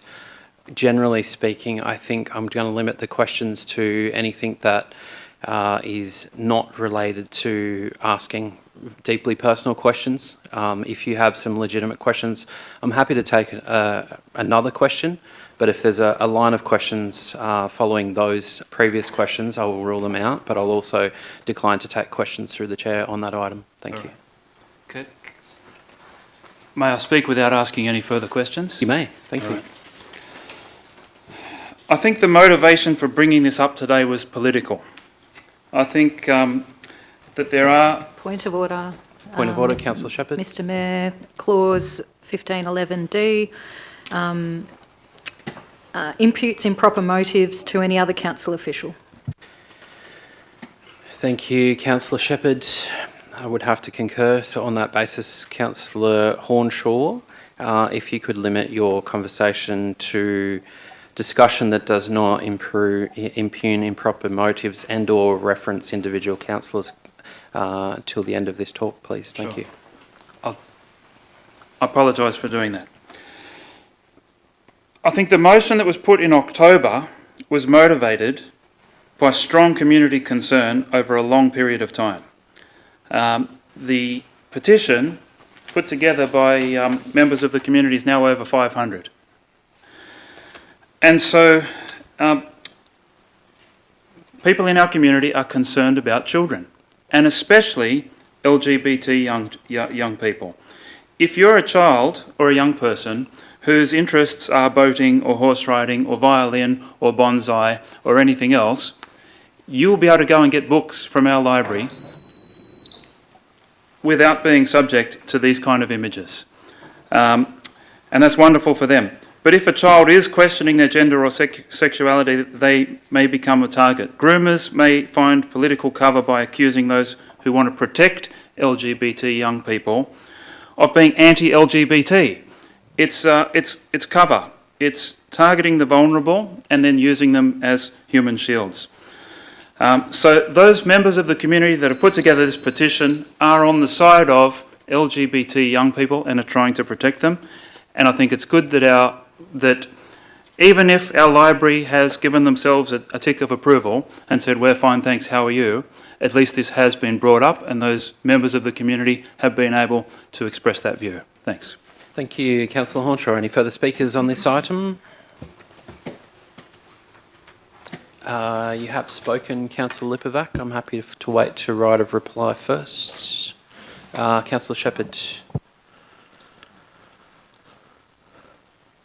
I just want to, with the comments having been made in the chambers here, clarify that my understanding is that any books of an explicit nature, and certainly the ones that have been raised as a issue of concern by Councillor Hornshaw, are not in the children's section of the library, just to reassure anyone who's listening and a bit worried about that. And also, I don't think here's the time to go in depth into an interpretation of the court case that was cited, but certainly I don't think that that's an accurate description of what the court case was and the outcome of it. However, I do agree that it's nuanced. Thank you, Councillor Shepherd. Councillor Edwards. Yeah, thank you, Mr Mayor. I've got to say, there's a few different opinions that sort of strike a chord with me today on this one. We're obviously going to hear a verbal response. It's already on the agenda. And I would prefer to just focus on the fact that it sounds as though, and I hope, that all councillors want to work for the benefit of the LGBTQIA+ in our community. So I look forward to working together on that. Thank you, Councillor Edwards. If there's no further speakers, Councillor Lipovac, right of reply. Thank you, Mr Mayor. I'll be short. There'll be no apology forthcoming, Councillor Hornshaw, but thank you for asking anyway. Again, not that it's anyone's business, but my daughter is bisexual and I am a proud supporter of the gay community and protector of them as well. This particular question with notice was simply asking for information as to what staff found out in relation to the request to remove the books. It was information that was sent to councillors prior to the end of the new year, end of the last year, but not publicly sent out or known. So it was simply a case of getting that information out to the public because, yes, you put forward a motion saying people need to know about these books and they need to be banned. Sure, okay, I understand, and maybe you didn't appreciate the feedback that you received from me. But the point is, we need to know why. The community deserves to know why these books are still allowed to be in the library. That's all it was, not political. Thank you. Thank you, Councillor Lipovac. With that, I put the motion. All those in favour? Councillor Shepherd, Councillor Lipovac, myself, Councillor Kirkman, Tubman, Edwards. Those opposed? The motion is that the verbal response provided to Councillor Lipovac's question with notice regarding library books be noted. We haven't yet got the verbal response. Thank you. Your mic was off, so I'll just recap that. I did say at the start that I was happy to take the vote on whether the response would be provided after the vote. So just to clarify, so what we are taking a vote on at the moment is that the verbal response provided to Councillor Lipovac's question with notice regarding library book update be noted.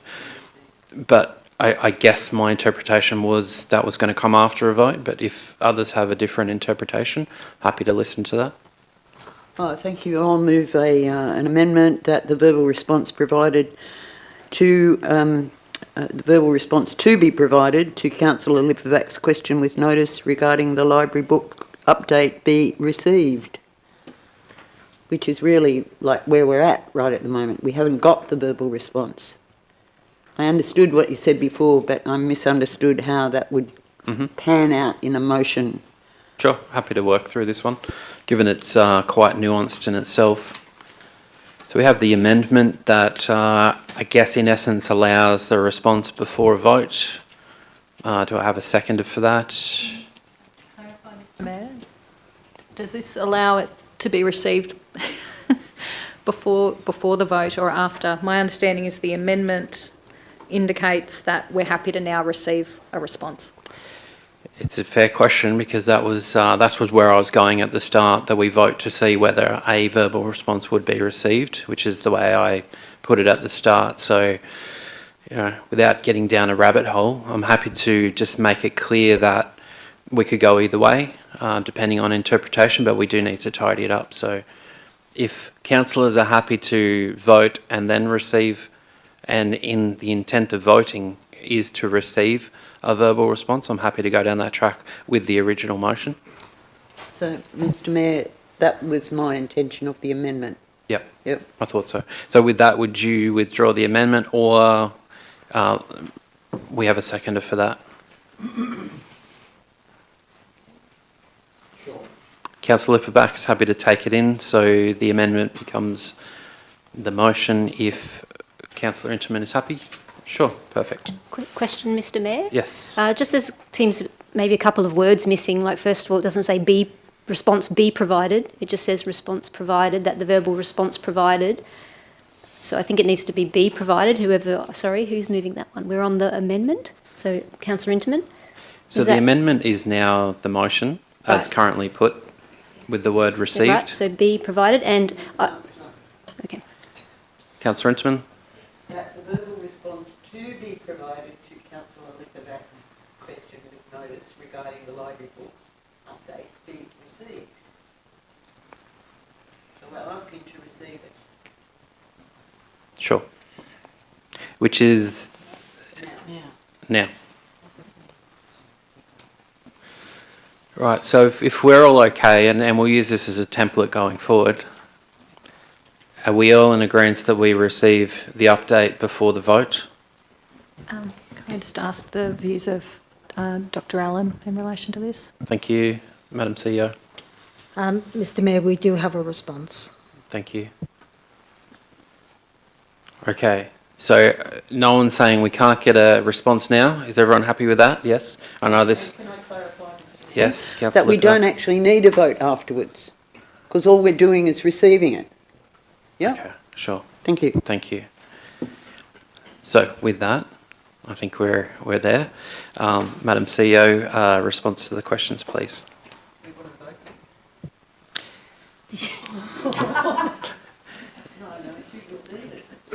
Fair point. All those in favour of receiving, thank you. We've ticked that box, unanimously supported. Thank you. Now we will receive. Thank you. Thank you, Mr. Mayor. Director Watkins has got a response. Thank you, Madam CEO. In response to question 1 from the councillor, a briefing paper was provided to councillors in December 2024 in accordance with the October resolution of council and addressed items A to I in that resolution and item 2 of the resolution as well. In respect of or in response to question 2, there's no further action to be undertaken. Council will continue to maintain its library book collection in accordance with the relevant policies and legislation, and the book in question will remain in the actual adult section of the library once it is returned or once new copies are ordered and received. Thank you. Thank you, Director Watkins. Now, I'm pretty sure that concludes the item. I've got some nods. Thank you. All right, so we will move on to another technical challenge. Item 1111, question with notice, 2025 Tuffins Lane Sports Fields. Now, would someone like to move a motion? Thank you, Councillor Lipovac. You don't want to vote on this first? I was tempted. I was tempted. So the question with notice in relation to Tuffins Lane. All right. So the question I have is that the Chief Executive Officer be requested to respond to the following question with notice. Can the CEO provide Council an update on the current status of drainage works investigations at Tuffins Lane and what improvements or upgrades, if any, are likely to occur between now and the end of 2025 at the Regional Stadium and Tuffins Lane sporting fields? Okay, we have a mover and a seconder, and happy with the wording, and I think we're now on the track of dealing with these properly too, which is good for me. So, clarity, we have a response and we will take that response now from... You've got it. We've got it? Okay. So we're all good with that. Anyone wish to speak? Councillor Lipovac, thank you. If I may, Mr Mayor, so for those in the gallery or watching online, we have received a written response, so for your own information you may grab a copy of the current agenda or you'll see it online, so there'll be no spoken response today in relation to that. I was going to go further and relay some concerns about how we are failing to keep up to date and upgrading our sporting facilities and the like, but I might save that for another day on this occasion, but thank you for the response. Thank you, Councillor Lipovac. Any further speakers on this item? No, I hear none. Therefore, I'll put the item to the vote. All those in favour? None opposed. Declare that carried unanimously. Thank you so much. Just a note, I will do some work on questions on notice and provide a memo to councillors and staff as to a way forward, given that there seems to be a grey area in that one. So, appreciate your patience with me on that one. Okay, questions with notice. Item 1112, Community Voice Education Awareness Campaigns. Yes, thank you, Mr Mayor. Last one, and so thank you as you consider this one as well. I imagine that similar to the one before last, that you might, it's a verbal response, so... Okay, so you're happy to move? Yep. And what's on the screen is good with you? Hang on, I think it's what's here. Yep, that a response. A verbal response.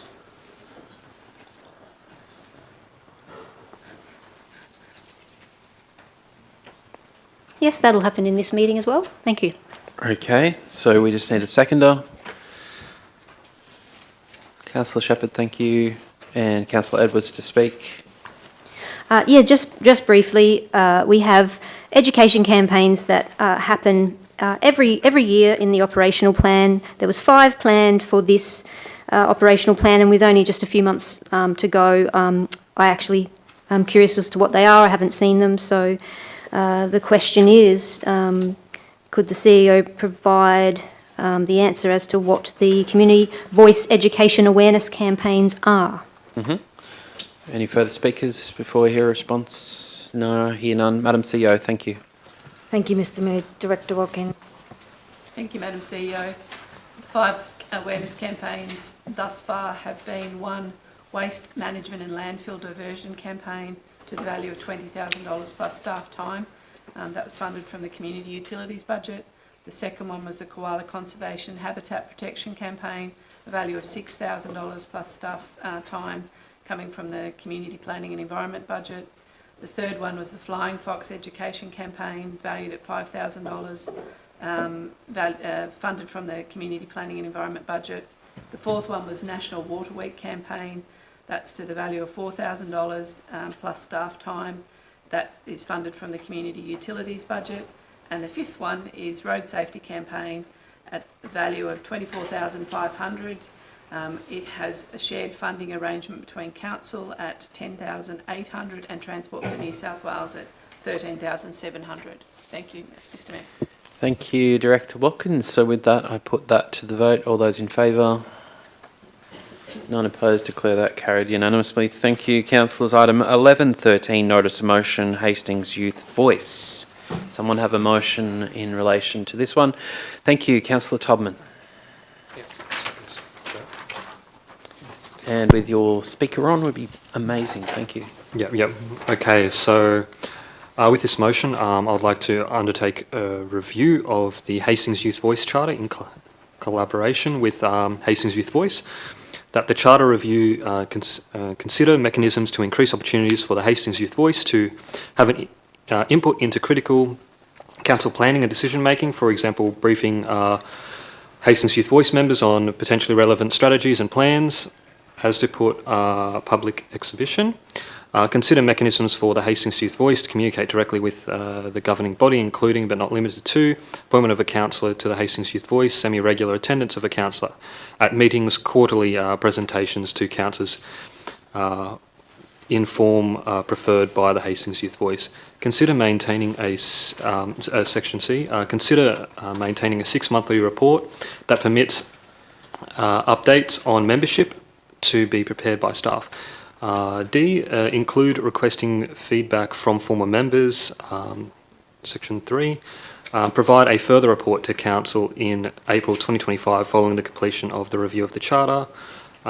For that, the report in Clause 3 include the response of Hastings Youth Voice in relation to each of the mechanisms requested for consideration in Clauses 2A and 2B. Thank you, Councillor Tubman. Do we have a seconder? Councillor Shepherd, thank you. Councillor Tubman, would you like to speak to your motion?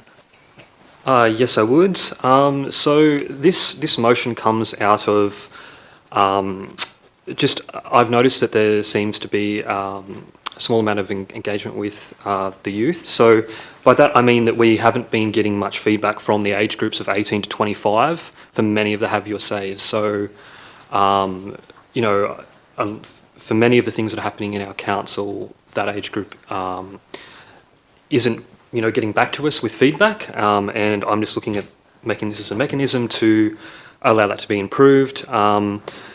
So the Charter is also up for review for that Hastings Youth Voice. And the recent community surveys as well that we discussed earlier also revealed that the youth were actually some of the most dissatisfied of our community.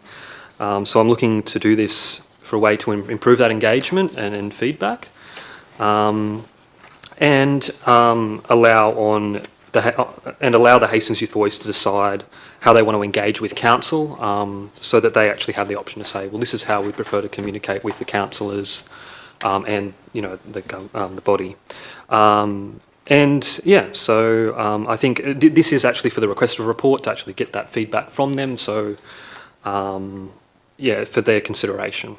So Thank you, Councillor Tubman. Any further speakers? Councillor Shepherd. Yes, thank you. Speaking for, and really want to thank Councillor Tubman for keeping this so much on the radar. In December, when we had a resolution to go out with the community engagement strategy for the IPNR, I spoke at that stage about the need for us to make sure we're engaging with youth specifically. But it wasn't on my radar at that stage for us to look at a review of the Charter. So through the inquiries and work of Councillor Tubman, were able to become aware that it's absolutely timely for a review. My understanding is we are overdue for a review. We haven't been receiving the 6 monthly reports that we resolved to have as a part of the charter, and the membership is currently quite low. But most importantly, when I looked back at the staff report presenting the Hastings Youth Voice annual report, what was captured in there was a very clear request from Hastings Youth Voice with 4 key dot points indicating they want to be more involved in council decision making, and in particular critical planning, and having a voice to actually speak to us. So it was the July 2024 report that you can go and have a look at. It's the last comments in that report, and those comments aren't actually captured in the annual report that appeared in the attachment. So I really encourage you to go and have a look, where they specify that they want to be involved in council committees in relation to economic development, in relation to cultural development in terms of transport planning. That's what they said last July. And so I think it's really timely that we make sure we draw their attention to the possibility of having a councillor as a part of the committee to help them have a direct voice to the council, and also for us to have that confidence that not only are we demystifying being councillors, we're not to be put up on a pedestal and for youth to think that they can't put things to us as a councillor body, but rather saying, here we are, everyday people, and we are going to come and participate in your meetings so that we can listen. We don't want to direct things. And so really grateful for Councillor Tubman to initiate this review and to, upon discussions, be able to identify some of the specific things that could be considered to improve the operation of the group in a way that gives them what they want, which is a more direct way to communicate with council. And of course, then it's up to us whether we're going to listen to it or not, or rather how we integrate that into our decision making, along with the other information we receive. Thank you, Councillor Shepherd. Any further speakers? Councillor Maltman. I've got a question to staff. Through you, Mr Mayor, to Madam CEO. Has there been a funding source identified for this? Thank you, Madam CEO. Through you, Mr Mayor, I'll hand over to Director Watkins, but I think this would be in business as usual activities. Thank you, Madam CEO. That's correct. It is due for review, and it is part of the business as usual practices. Thank you. Councillor Hornshaw. I don't support this notice of motion. I think everybody, including young people, should be able to email the council, phone the council, or talk to a councillor. But I don't think that special committees should be set up for what essentially ends up being lobby groups. I think most youth, whether you like it or not, are politically disengaged. They're not activists. They're getting on with their own lives, and they're not paying attention to council budgets and plans and strategies and so on. But those few that are, and that end up on committees like this, are highly ideological and agenda-driven, and often angling for political positions themselves later in life, and which is fine. They ought to do that, but I don't think that they should be platformed specifically by us at our expense. Let them do those things. Let them make any submissions they want to, like anyone else can. But I don't think that lobbyists should be, so involved in running the affairs of council. Thank you, Councillor Hornshaw. Any further questions, comments, statements? I see none. I do actually, Councillor Inman. Look, I'm prepared to support this for the moment. Let's see how it goes. I'm not sure I'm quite so cynical as Councillor Hornshaw. I think that I encourage young people to get involved, and that if this is an opportunity for them to do it, then let them get involved. And let's test the waters and see how it goes. We've had community voice happening. They've obviously been asking for more input. Let's see how it goes. Thank you, Councillor Inman. I'm happy to speak in support. My support would be conditional that there is, I guess, a a membership drive or there is more involvement or engagement that we can see. But I don't think I would hold this one up, given that we do need to do a review, and I'd be looking to see what comes off the back of that review as to whether I support this going forward. So I don't want to sit on the fence. I don't want to vote against it because I think youth absolutely needs to be engaged. But however, I also slightly agree with Councillor Hornshaw. As an individual, I don't think I even knew what a council was until my mid to late 20s. So I know that sounds terrible, but the reality is it's a very difficult segment to engage with. This may or may not be the best mechanism generally, which is my personal view, but I would like to see the results of the review and see where we go from there. So on that basis, I'm happy to support. Any further speakers? Right of reply, Councillor Tubman. Yeah, so to follow that up with, though, that just to state that the youth of today are the young families of tomorrow. They're going to be living here, for quite a long time in the future. So every decision that's made now, whether or not it's a park or a skate park or if it's even about a road intersection, these decisions that are being made now affect the young, in many ways, affect the youngest the most because they're going to be in the community for the longest. So I think it's important that the youth are engaged with this. And yes, I understand that, young people might not necessarily be aware of how council works, but they might have opinions about what sort of playgrounds they want or, the issues that they might have with getting to school that we may be able to play a part in. So I think that this sort of engagement is important. And in regards to, lobbying, I don't know if that would have that founded or what evidence there is for that.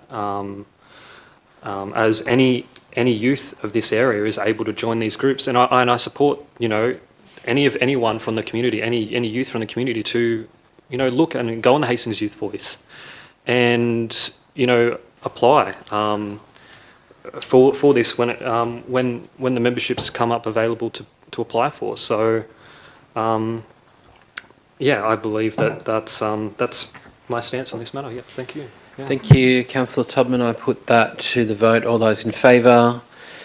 Councillor Interman, Shepherd, Lipovac, myself, Maltman, Kirkman, Tubman, Edwards. Those opposed? Councillor Hornshaw, thank you. Declare that carried 8 votes to 1. Item 11.14, notice of motion, Sharps disposal bins. Councillor Lipovac. Thank you, Mr Mayor. So I have a motion to put forward.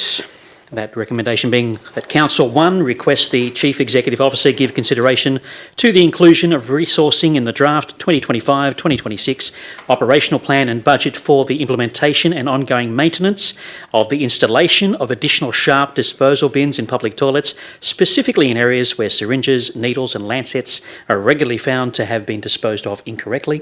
Point 2 being provide communications to the public should this action be implemented, indicating the location of public toilets that include Sharps bins. Thank you. Happy to second. Would you like to talk to this one, Councillor Lipovac? I will. Thank you, Mr Mayor. So although council may not control the actions of individuals in public spaces, they must implement reasonable measures to minimise risks from discarded Sharps to workers, volunteers and members of the general public. This includes ensuring there are an appropriate number of Sharp disposal bins available. Sharps disposal bins significantly help in the fight against the spread of blood-borne pathogens such as hepatitis B, hepatitis C and HIV. These pathogens can be transmitted through needle sticks and cuts from contaminated Sharps, posing a significant risk to healthcare workers and patients alike and of course members of the public. Better to have Sharps in a specific disposal bin than on the street or in the park, on the beach, on the floor of a public toilet where kids are at risk of sustaining injury. It doesn't take much force for Sharps to penetrate the skin. You'll often find disposal bins in public toilets so that people can dispose Sharps from their diabetic or allergy injections. Unfortunately, because of increased drug usage, this also has contributed to needle use in public areas. So for the health and safety of the community, it's important to keep Sharps out of our general waste and recycling systems, as the safe disposal of Sharps reduces the risk of harm to others and the environment. Sharps should not be disposed of in household general waste bins due to the community health risks. So I sincerely Hope fellow councillors will support this motion and the CEO and staff will include funding in the 25-26 operational plan and budget. Thank you, Mr Mayor. Thank you, Councillor Lipovac. Any further speakers on this item? Councillor Interman. Just have a question if anybody happens to know approximately how much this might cost. Thank you. Through the CEO, Madam CEO. Thank you, Mr Mayor. Director Watkins, have you done any research in this? Thank you, Madam CEO. Quite minimal, but it's probably around about $2,000 for the installation of units in 59 standalone public toilets, plus a cost of ongoing maintenance of about $18,000 to $20,000 a year. 2,000 for how many toilets? Sorry, 59. And then ongoing. Sorry, Mr Mayor. You're right. The ongoing maintenance would be approximately $20,000 a year. Thank you, Director Watkins. No problem at all. Councillor Hornshaw. Mr Mayor, just a question through you to the staff. What do we currently have? Do we currently have sharps disposal bins? What percentage of our public toilets would have them? And is there a growing problem with sharps being badly disposed of or thrown on the ground or whatever? I'm broadly supportive of the concept, but I don't think we've got very many facts in this to go on. Thanks. Thank you, Councillor Hornshaw. Madam CEO. Thank you, Mr Mayor. Director Watkins. Thank you, Madam CEO. There are approximately 7 council-installed sharps bins across the local government area, 1 at Town Green and 6 at the coach terminal amenities. Council also supports 10 community sharps disposal locations. All of this information is on our website. So the anecdotal evidence is it doesn't necessarily, the presence of sharps disposal bins doesn't necessarily mean there's an increase in disposal. Generally, people that are using facilities for the wrong reasons will still continue to not use the facilities provided. And indeed, it also results in increased vandalism in a number of these facilities for council because people will choose to vandalise those facilities. When there is a bin. That's correct. Thank you, Director Watkins. Any further questions, comments? Question? It was a quick one. Yep. Councillor Shepherd. Question through you to the appropriate person, Mr Mayor. Will we be advised when the draft operational plan comes to us about the relevant considerations for this going in or not, or partly going into the OP or not? Thank you, Madam CEO. Through you, Mr Mayor, yes, we can advise you. Thank you, Councillor Edwards. Yeah, thank you, Mr Mayor. I guess I was just trying to understand, I'm just trying to understand, are we actually going to get more information about the merits of installing more and in what locations and based on what? I don't know that this is going to do that. Sorry, Mr Mayor, that's my question through you to Madam CEO. I mean, the question could go to Councillor Lipovac, I would suggest, because it's his motion. Sure. So I'll reiterate point 1, in particular, to be placed in public toilets specifically in areas where syringes, needles and lancets are regularly found to have been disposed of incorrectly. This will be a determination of council to work out whether we have 5 extra ones, 10 extra ones, 59 extra ones. It's entirely up to council to work out which of the high traffic areas, the public toilets, where they have found syringes and the like sharps that are out there in the public. So I guess I need to make point 3, if you want. Can we get a report back to the next council meeting as to how many we require? I would just hope that an investigation would be done to work out how many we need and then put that into the operational plan and budget. Thank you. Councillor Edwards, supplementary. Thank you, Mr Mayor. I would just like to suggest then that perhaps clause 1 might need to say where these things are regularly found to have been disposed of incorrectly and no sharps disposal was provided. Otherwise, what we're hearing is that there might be disposed of, but there's a bin right there, they just didn't use it. I'm happy to have some wording adjusted from yourself, Councillor Lipovac, or we go down the path of an amendment. I'm happy to maintain the 2 points I have there and continue on from there. Thank you. Councillor Edwards, would you like to move an amendment as such? No, thank you. Councillor Interman. We're asking the CEO to give consideration to, but I think we need more information before even the staff can make a decision. So, 2 questions.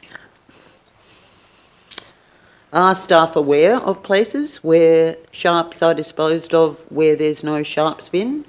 And have we consulted with other parties, or could we, police, for instance, community health perhaps, to find out what the best strategy is? Because if it's a bit hit and miss, then I'm not sure of the benefit. So could we get a comment back on that, please?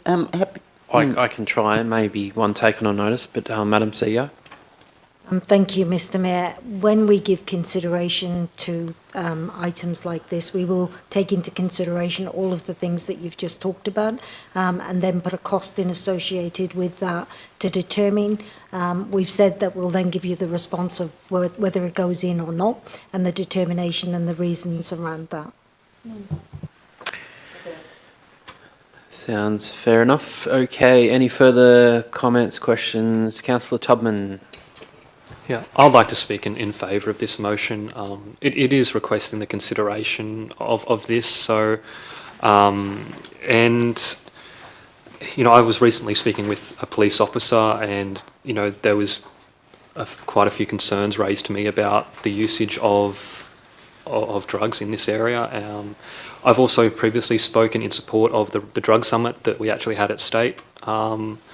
And I think there was also where it was realised the importance of this to protect the community from, you know, deadly viruses that could be obtained through the needles. So on that premise, yeah, I would support this. Thank you. Thank you, Councillor Tubman. Councillor Shepherd. I'm speaking in favour of this on basis of the comments that the CEO has made in terms of what's taken into consideration, but I just want to put on the table my preference more generally with the notice of motions that we have that sort of information available to us in the consideration as well, in part to do a bit of the load of work that then staff need to consider as well. But I know that this has been a concern of the community more broadly. Perhaps there's a discussion to be had about, you know, the community being aware of some of these patterns that we're becoming aware of as well. So I'm happy to support in this instance, but more broadly, very keen to see commentary from us as we bring our norms as well. Thank you, Councillor Shepherd. Right of reply, Councillor Lipovac. Thank you, Mr. Mayor. So I guess we reach out to the community that if you happen to see a number of sharps incorrectly disposed of, take a picture of it, send it to council, let them know where it is. That'll give them a bit of a guide as to perhaps where they might consider providing additional sharps bins. I know that we can't necessarily train drug users to do the right thing, but in the meantime, at least if we can make sure that we're looking out for these implements, and allowing council staff to know exactly what the situation is and where, then perhaps that will provide a bit of a guide as to what areas in particular that we need to focus on. So I do encourage councillors to support this motion, which is just giving consideration at this point in time. And then, I mean, the idea is that we are trying to look after our community and making sure that you know, the health situation of the region is also it's paramount that we do what we can, particularly for workers who need to dispose or pick these items up off the ground, no matter where they might be. Let alone kids running around and stepping on one or whatever the case may be. We need to do something rather than nothing. So again, I would appreciate the support of councillors on this one. Thank you. Thank you, Councillor Lipovac. With that, I put the item. All those in favour? See none opposed, declare that carried unanimously. Thank you, councillors. Item 13.01, Lake Caddo Natural Resource Management Monthly Update Report. Councillor Maltman to move. Yes. Staff recommendation. I have a seconder. Councillor Enterman, thank you. Councillor Maltman. Thank you, Madam Mayor. Oh. Thank you. I did it. That's wonderful. Thank you, Mr. Mayor. Oh, lucky I didn't have the mic on when I said that then. Thank you, Mr. Mayor. Bad habits. Following on from November 2024 Ordinary Council meeting, I note that the list of projects has been reduced from 6 to 4, and it's really pleasing to see this motion as it reflects the current progress and ongoing actions. Regarding the water quality improvement strategy, I note that a completion date of September 25, it's so welcome, and it's reassuring to have more detailed projects descriptions outlining the 5 key steps based on the New South Wales risk-based framework for considering waterway health outcomes. I'd like to congratulate the staff on securing a New South Wales Department of Climate Change, Energy and Environment water grant. It's really fantastic news under the Coast and Estuaries Grant Program. This project is scheduled to begin in February 2025 and is expected to be completed by mid-2025. Compared to the motion in December, this motion is more focused primarily on the initial stages, and it was focused on more on the initial stages, but now we're seeing from this motion in February, it's reflecting more of an advanced stage, secured funding, engaged consultant, and a clear timeline. It's a real shift in the focus, in particular the introduction of the invasive weed management and emergency erosion works alongside with the development of the Coastal Management Plan, or the CMP. I appreciate Council's decision to bring forward more immediate timelines. Very, very welcome for these projects, particularly for restoration works. Specific dates such as commencement of the Hastings River Hybrid Shoreline Project in this month, and the expectation of mid-2025 completion dates like Limeburners Creek are really encouraging milestones.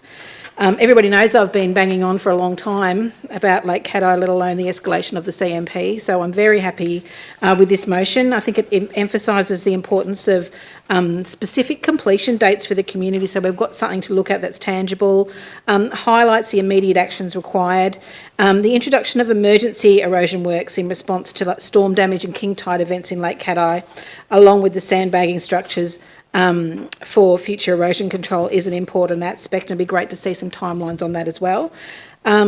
So this is a great motion. I'm really happy about progress and seeing it evidence like this.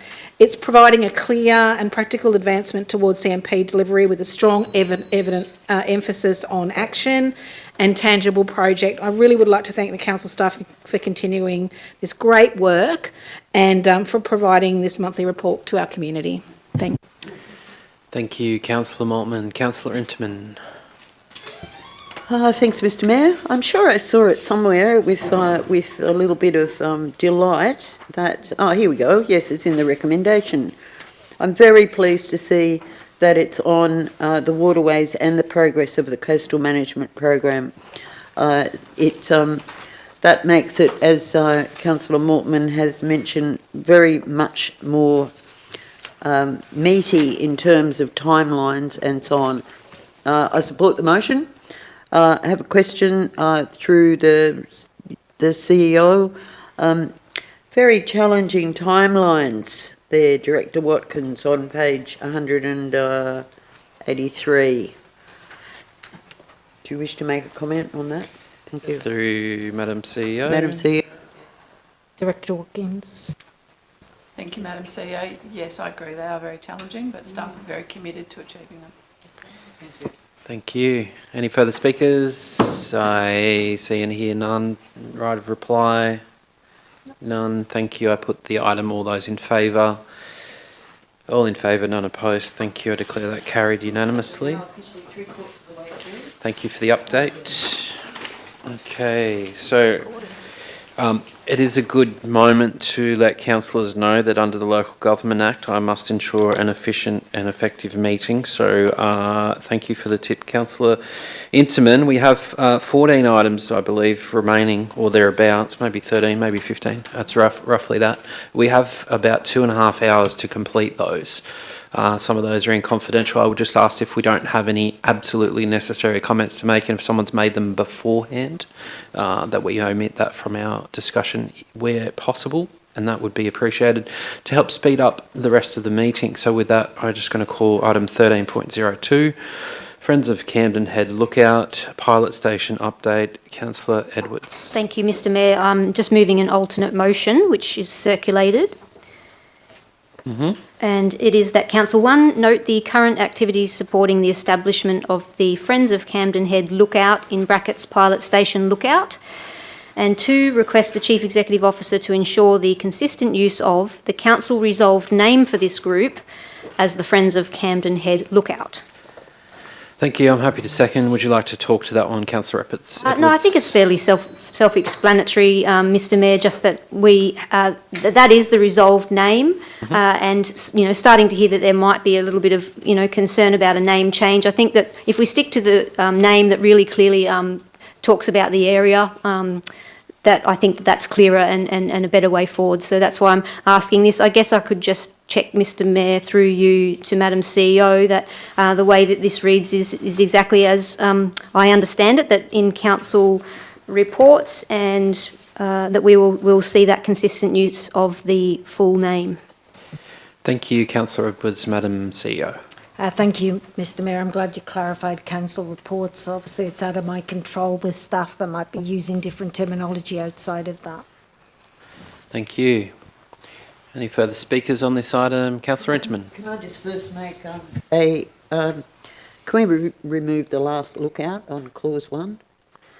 Otherwise we've got On clause 1? repetition.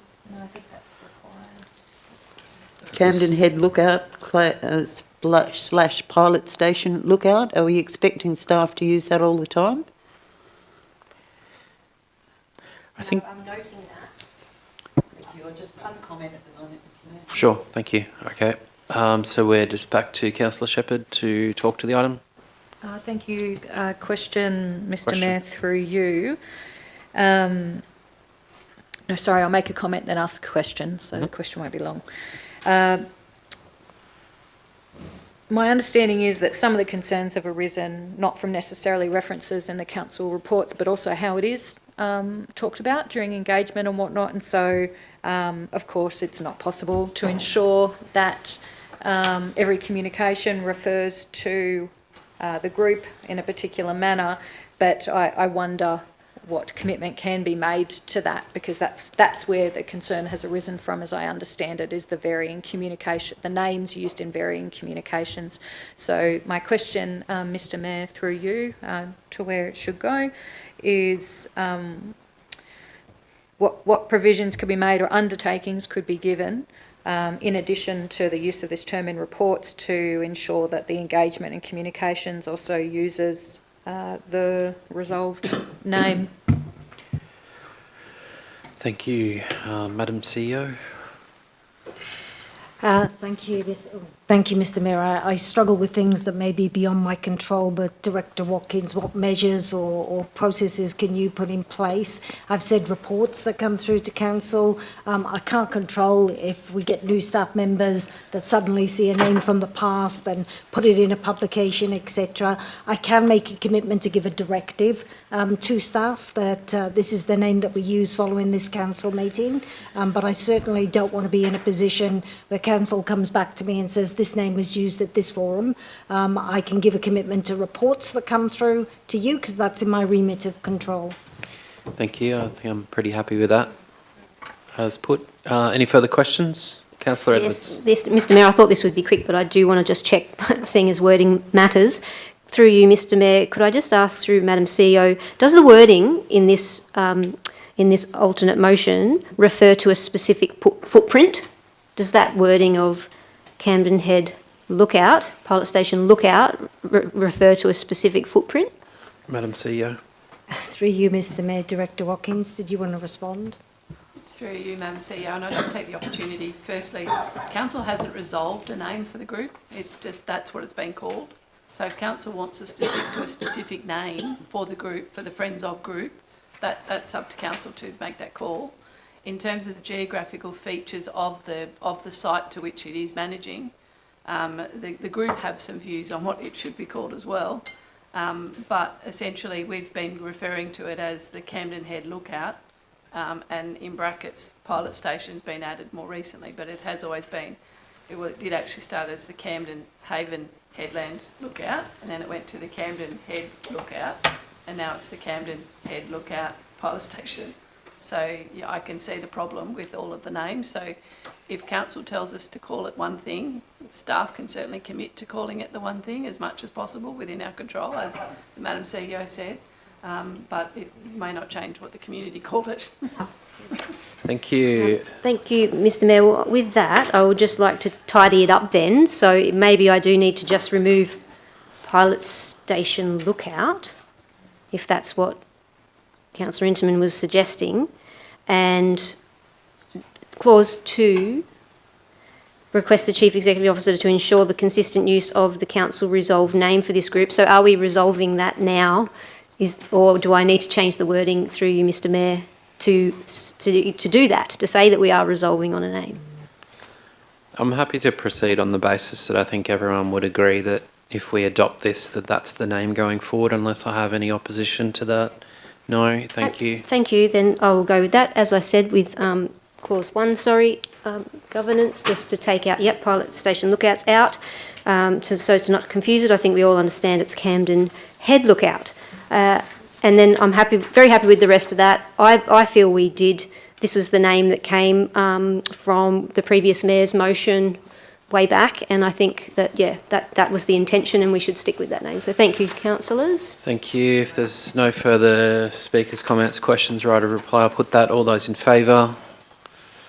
None opposed. To declare that carried unanimously. Thank you, councillors. Item 13.04, DA 716. Councillor Interman's happy to move as per report, and I'm happy to second. Councillor Interman. I'll speak briefly to it.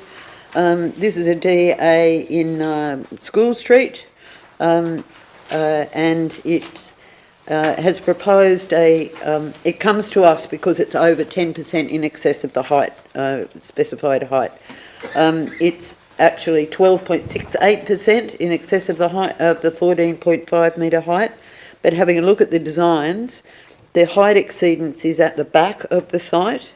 There are also, I feel, a little bit of concern about some of the setbacks, but nevertheless not dreadfully significant. And I am happy to. And there's also shadowing of the property to the south, but I am happy to support this, bearing in mind the location and also the adjoining height limits, which are actually higher than that.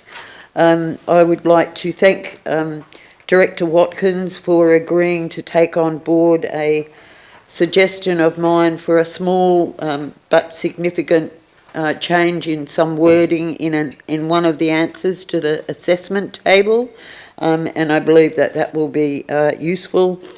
And I'm also sorry, Director Watkins, I'm going to follow up with some concerns about the height maps on attachment pages 802 and 803, but I'll contact you separately about that. Thank you. Thank you, Councillor Interman. Any further speakers? Councillor Edwards. Mr Mayor, just a quick question. For Councillor Interman, you referred to a change in a table. Could you let the councillors know? Sure.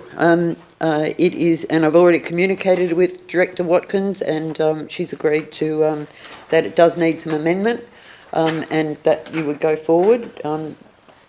Huh? You'll clarify that. Thank you. So, as I understand it, it's on page. I've lost it now. On page 834 to 835, very small entry regarding affordable housing, which actually makes a non-sensible statement saying it's not possible to fulfil the strategy due to external forces, i.e. the current market conditions, when in fact that's exactly why we have affordable housing, to try to address the market conditions. So, Mr Mayor, that's all I wish to say, but I believe that Director Watkins has a comment. Thank you. I'll take that through Madam CEO, if that's okay. Thank you. Thank you, Mr Mayor. Director Watkins. Thank you, Madam CEO. Very quickly, just to clarify the comment, it's not changing the reports or anything you're seeing before you. No. It's about how staff will assess affordable housing in future reports or assessments in respect of affordable housing. So nothing in the reports before council changes. Thank you. With that, no further speakers. Any right of reply? No. Thank you. I put that to the vote. All those in favour? None opposed. I declare that carried unanimously. Thank you, councillors. Item 13.06, Stormwater Strategic Action Plan. I have a recommendation here. Anyone wish to move? Councillor Edwards, thank you. I'm happy to second. Thank you, Mr. Mayor. I just wanted to say a few brief words on this. Just congratulations. Definitely, there's been so much work gone into this, and clearly there's a long way to go still, but I do thank and congratulate staff on the progress with a well laid out plan now, and it's up to us to, I suppose, hope for further funding. Thank you, Councillor Edwards. I concur. Any further speakers? See and hear none. No right of reply required. Put that to the vote. All those in favour? See none opposed. Declare that carried unanimously. Item 13.09, Development Servicing Plan, DSP Water and Sewage. Post-exhibition, I have a recommendation from staff. Anyone wishing to move? Councillor Shepherd, thank you. I'm happy to second. Councillor Shepherd. Look, this is, the end of a very long process, but I think is a part of our journey towards more equitable share of financing of our infrastructure into the future, and I'll limit my comments to that at this stage. Thank you. Any further speakers? Councillor Intiman. Milestone. That is a good word for that item. Thank you. Any further speakers? I see and hear none. Put that to the vote. All those in favour? Everyone's in favour, none opposed. Declare that carried unanimously. Item 13.10, proposed changes to processes and fees and charges for acceptance of bricks and concrete. Do I have a mover? Yes. Councillor Maltman, I'm happy to second. Would you like to talk to that one, Councillor Maltman? Yes, I will. Thank you, Mr. Mayor. I've got an amendment which is inclusive of a point 4 to the original motion. Note that absolutely clean roof tiles and unused tiles may be accepted at the bricks and concretes charge at a future date as determined by the waste operations section should operational practices enable the acceptance of this material at a negligible contamination risk to council. In this amendment, I've included this fourth item, which has been put forward by Director Fish, which has been shared with all councillors. It's a recommendation that is quite crucial, both for financial sustainability of our waste management services.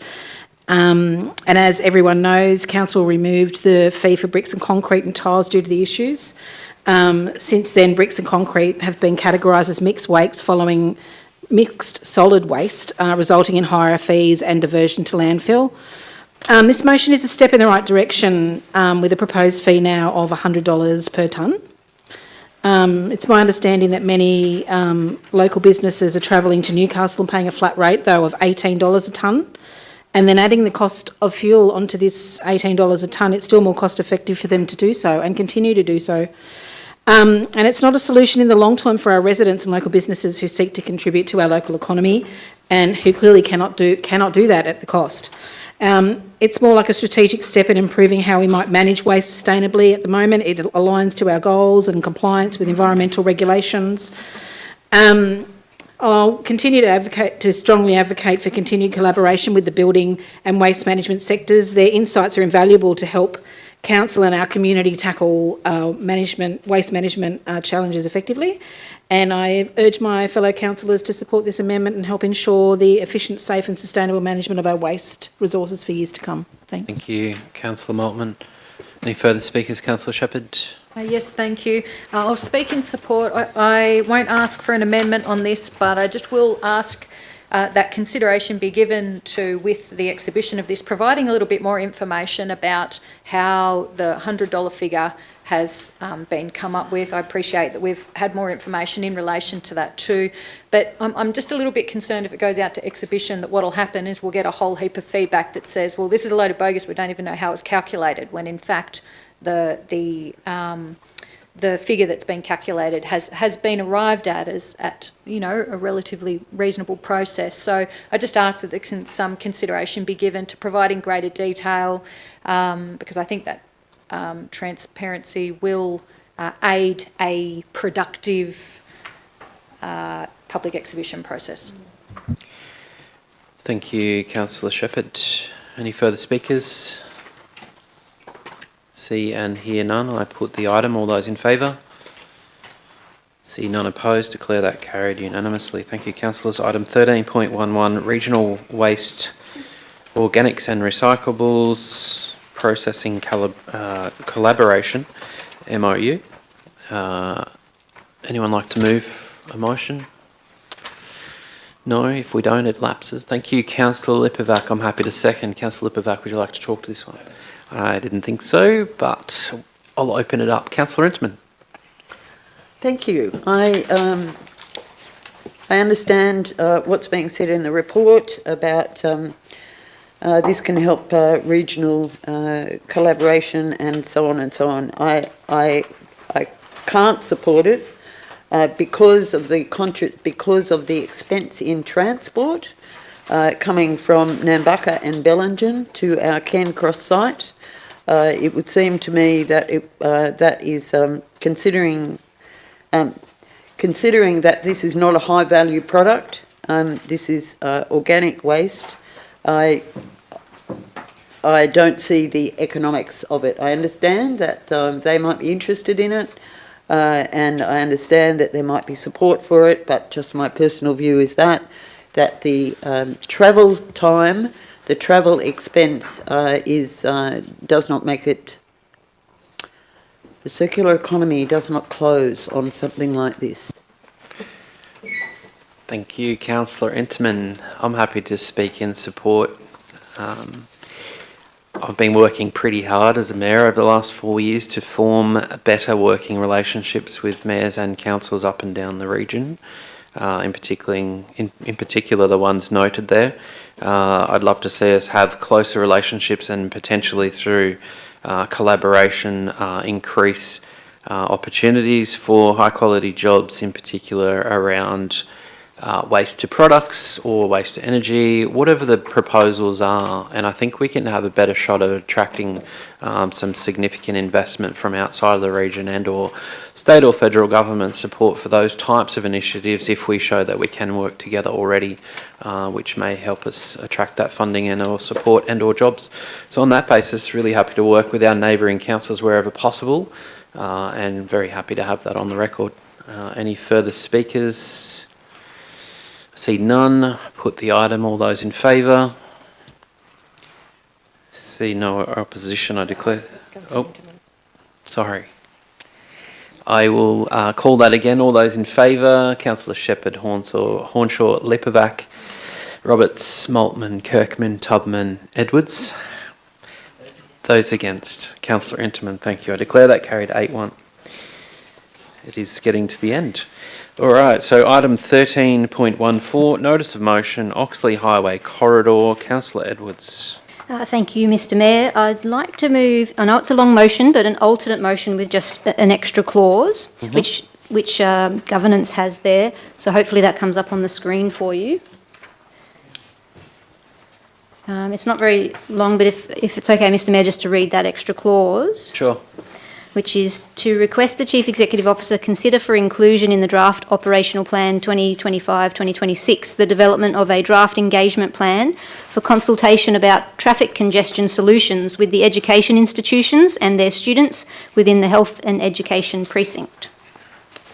Thank you. I'm happy to second. Would you like to talk to the item, Councillor Edwards? Yes, thank you, Mr Mayor. Rather than read the entirety of this notice of motion, which essentially seeks to write to ministers, Minister Aitchison, who we have met with and we have written to, and she has come to meetings with this council, and also Minister King, Minister for Infrastructure and Regional Australia, who I note we have written to in October of this term at the very first meeting.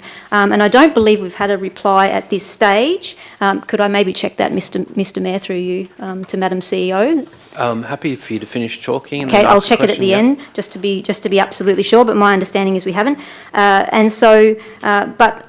But instead of just asking for a meeting, I'm seeking that we actually write and make and state our case and make an explanation and show the strategic merit of the project there that needs the upgrade at Oxley Highway, Wrights Road to Lake Road.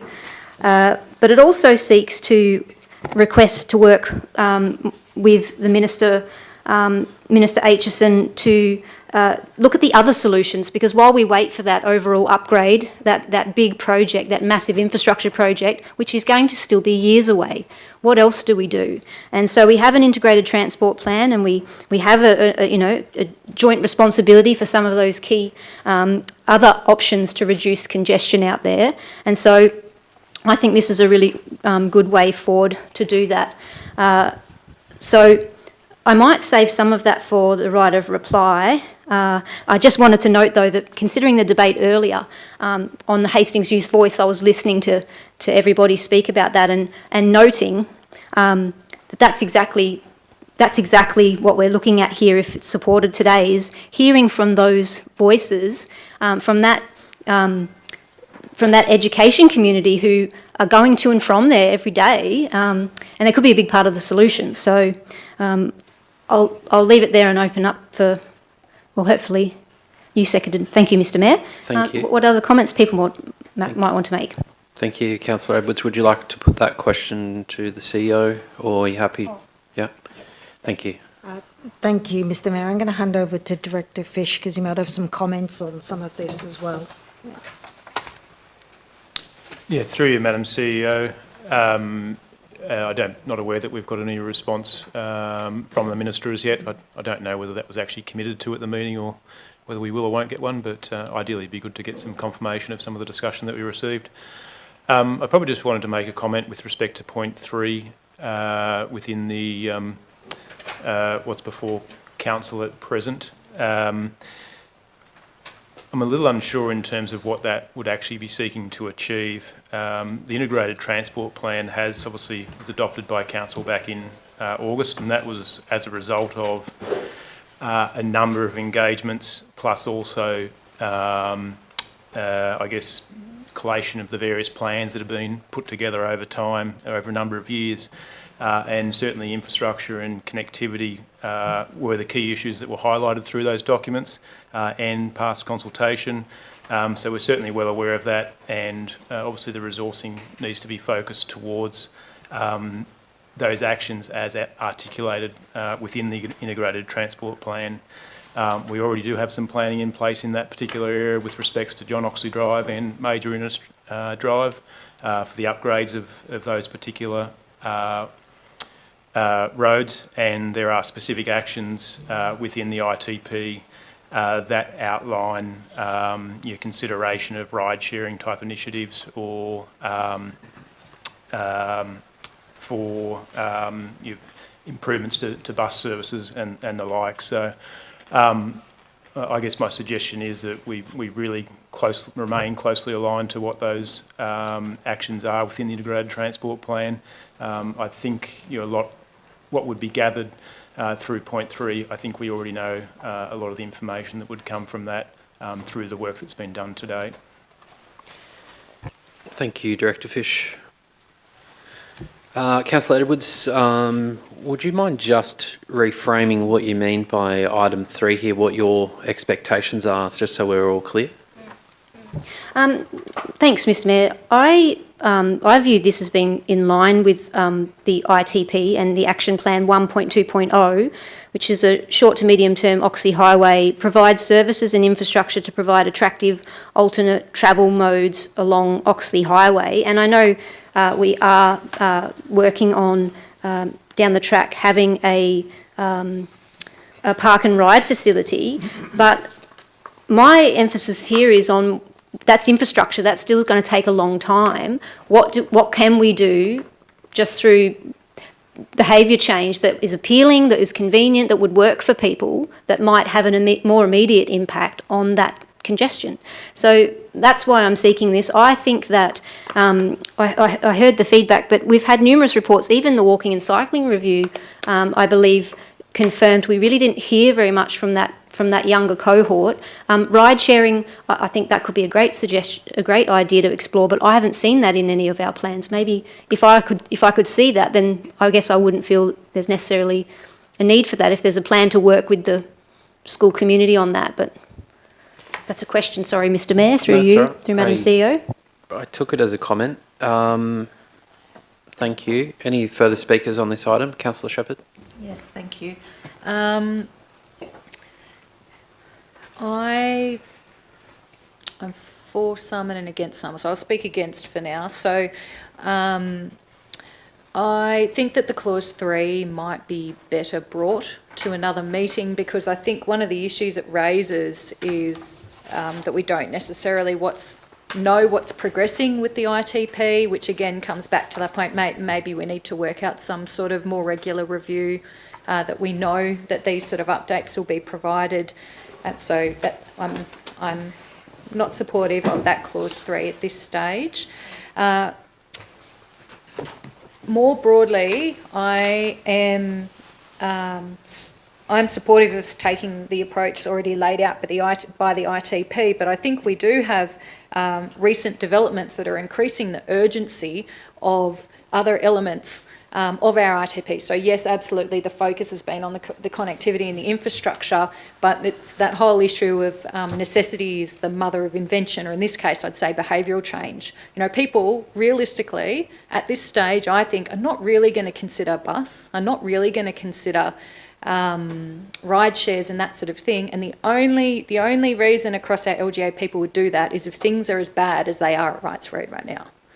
And so I actually wonder if this is a gateway opportunity. It's an entry point for us to actually start playing with, well, what would enable us to, where we are being provided no way forward with infrastructure, and we know that we're looking at 5-6 years probably in best case scenario for a shovel to go into the ground, we must do something in the meantime. And if we can be looking at what's available to us to do that and having discussions with the appropriate ministers to try and forward that, at least we're showing our commitment to doing what we can. That being said, I really note that clause 2AI, which is really about bringing to the attention to ministers, we have done the strategic work to justify needs-based analysis that would lead to us getting funding to resolve the traffic issues there. This council and the leadership here has done everything that can be done, including the previous elected council as well. So in the absence of any other way to progress the infrastructure side of things at this stage, I think the urgency to initiate behavioural change is what pushes me to support this. What pushes me to support this. Thank you, Councillor Shepherd. I'm happy to speak in support. Notwithstanding, I think I agree on the clause 3 with Councillor Shepherd. Happy to address that at the end, though. Generally speaking, I was a bit concerned looking at this one hitting the agenda, given that I'd just written to the Premier to invite the Premier to Port Macquarie.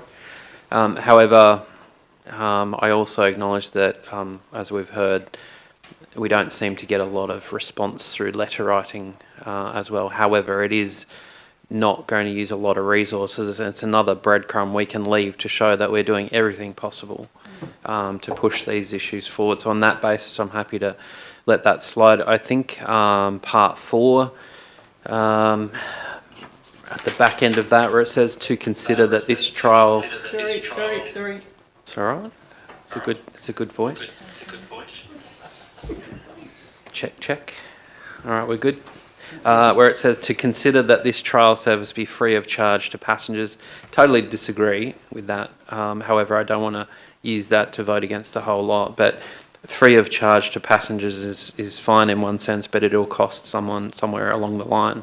So I think the bus services generally, in my understanding, are heavily subsidised already by the taxpayer, so further offering that, but also there could be issues, and I don't want to open a can, but why can't we have some more subsidy around the ferry services and or instead? So there's a lot of issues with that for me in particular. However, I understand the sentiment, but getting to point 3, it does say consider for inclusion, so I guess that's a grey or a get out clause, but if it was dropped, I wouldn't have a problem. Thank you.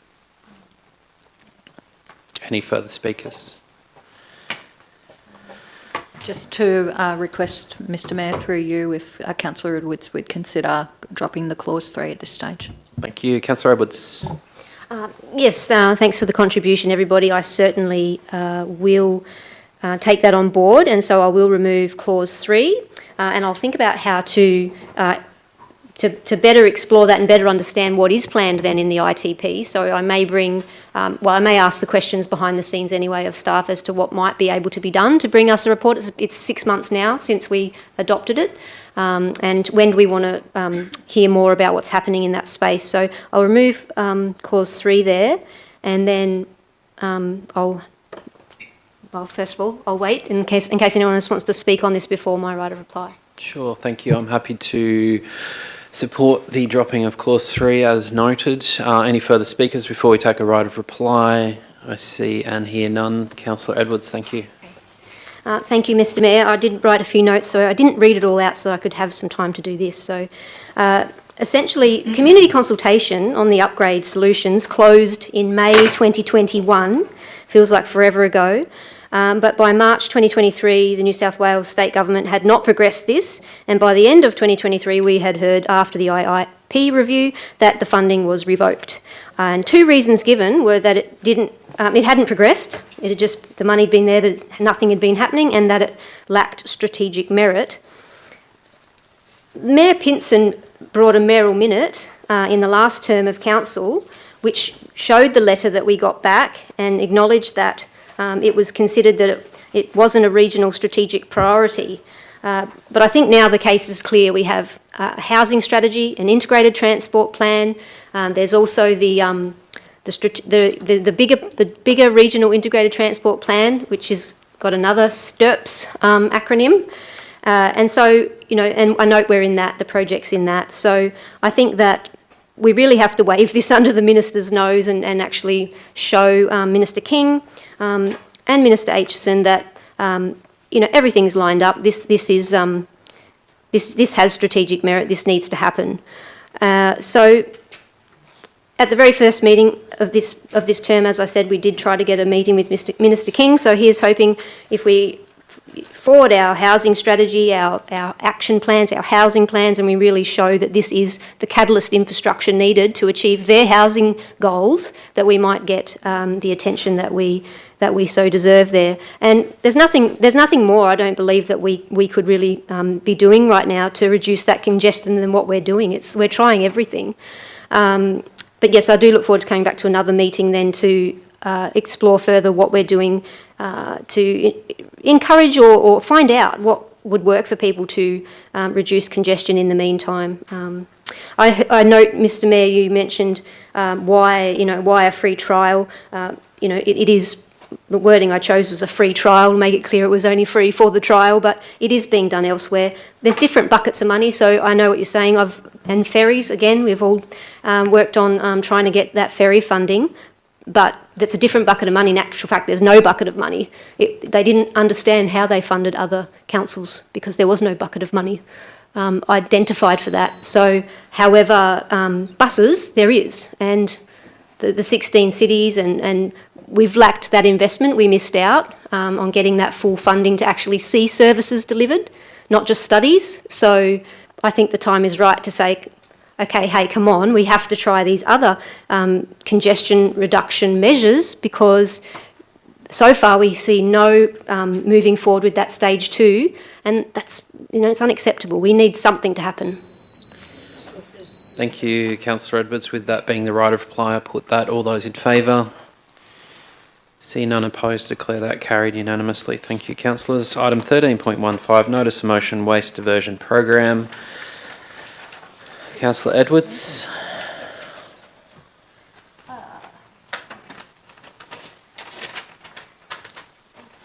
Thank you, Mr Mayor.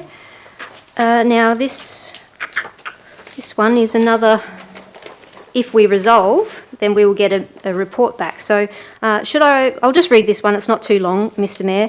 I move that Council note the waste and resource recovery strategy targets of achieve a 60% landfill diversion rate by 2034 and reduce self-haul domestic mixed waste disposed to landfill by 10% by 2034, and 2, request the Chief Executive Officer to provide a report to the April 2025 Ordinary Council meeting outlining which of the following waste items produced by residents of the Port Macquarie Hastings local government area currently goes to landfill, and which, if any, are being diverted away from landfill via circular economy waste collection streams, and they are A, soft plastics, B, textiles, C, e-waste, and D, any other hard-to-recycle items that are not suitable for our yellow bin. Thank you, Councillor Edwards. Do I have a seconder? Councillor Shepherd, thank you. Councillor Edwards. Yes, just briefly, Mr Mayor, my comments were in the agenda, and if Council resolves to get that report back, I think it would be really good to understand where we're at. Certainly I get calls and emails from community wondering if we're going to be able to recycle soft plastics because they hear that other councils are. So just a bit of a checkpoint to see where we're up to right now. I would also congratulate staff though on the great, waste strategy and the fact that we are moving towards a circular economy. And Mr Mayor, as you said, and all those jobs that we hope will be very soon available as well. Locally, there's a group that are volunteering down at the Foreshore Market. They're called Hastings Enviro Rotary, and they have been recycling these sorts of materials for the past 12 months, and I'm told that they've processed or diverted almost 830 kilograms of materials. But it would be really good to know, where are we at right now compared to where we're heading. It's great that they're doing that, it really is, but, what about everything else? What about everybody else who would do that but, don't know of it, or they can't possibly bring everything to that market? So that's all. Thank you, Councillor Edwards. Councillor Shepherd. Thank you, Mr Mayor. I think actually just in the commentary, it brought to my attention that I would, I think, have a conflict of interest in this matter for the reason that a non-pecuniary, less than significant conflict of interest in the matter for the reasons that my husband is former chair for the Hastings Enviro Impact Group, which I believe would consider have a strong interest in the topic of this notice of motion. I don't think that would be considered significant, but out of a abundance of caution, I'd actually just like to take myself out of the room so that, because I haven't had time to think it through, basically. Former chair. Yeah, former chair. It's your call. No, I say non-pecuniary, less than significant. I'm comfortable to stay for that. Okay, so we will just record that as a non-pecuniary, less than significant, and take any further comments. Councillor Hornshaw. I think an arbitrary target like a 60% reduction is arbitrary and silly. I think there's no reason to demonise landfill. We've got plenty of land in Australia and it's not such a bad thing. Some things make sense to recycle, especially if there's a value of those things, and if people can reuse those things profitably, then great. They'll attach a value, there'll be a market for those things, and people will act accordingly. They'll create an incentive.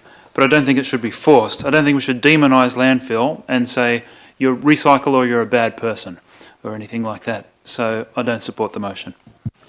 Thank you, Councillor Hornshaw. Any further speakers? Councillor Shepherd. Yeah, just to speak briefly on this, to encourage community and councillors to read the Waste and Resources Recovery Strategy if they have not yet, to be assured that the targets are indeed not arbitrary in any manner at all, but rather considered, and in particular take into account some of the financial considerations, indeed some of the financial benefits to council of taking the circular economy type approach as are being realised across various different sectors.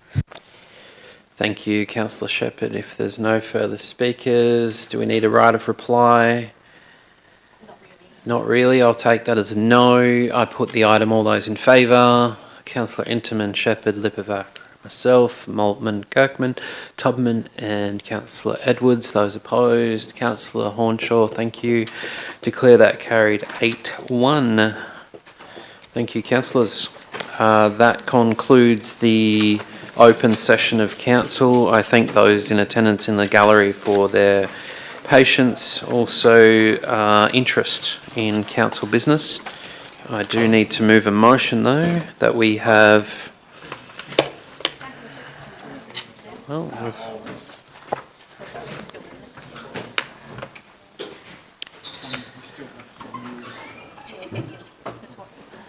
yes, and it's not in my papers, I must admit. So that I'm going to move that the ordinary council move into confidential. Thank you, Councillor Lipovac, seconded by myself. All those in favour? We have Councillor Hornshaw, Lipovac, myself, Kirkman, Tubman, Edwards, which is a quorum, and a majority. So with that, we will now go into confidential. Thank you. We also need a resolution to close the meeting. So thank you, Councillor Lipovac. Second by Councillor Hornshaw. All those in favour? All in favour, none opposed. Declare that carried unanimously with Councillor Interman, Shepherd, Maltman out of the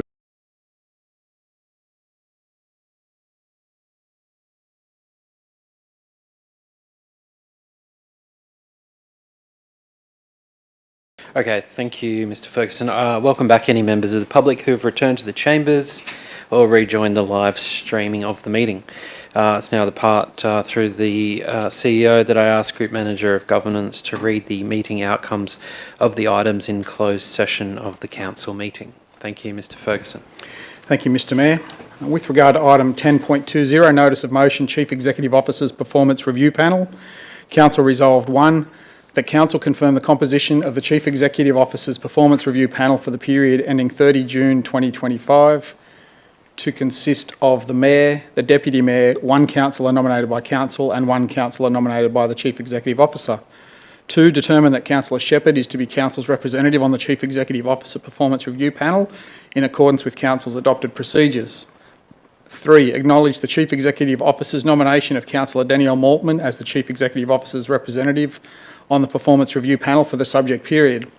4, delegate to the Chief Executive Officer Performance Review Panel the responsibility to oversee the Chief Executive Officer's performance review process, including but not limited to setting the timetable for the performance review cycle in conjunction with the Chief Executive Officer, conducting discussions about performance, preparing and reporting on performance assessments, developing a new performance agreement.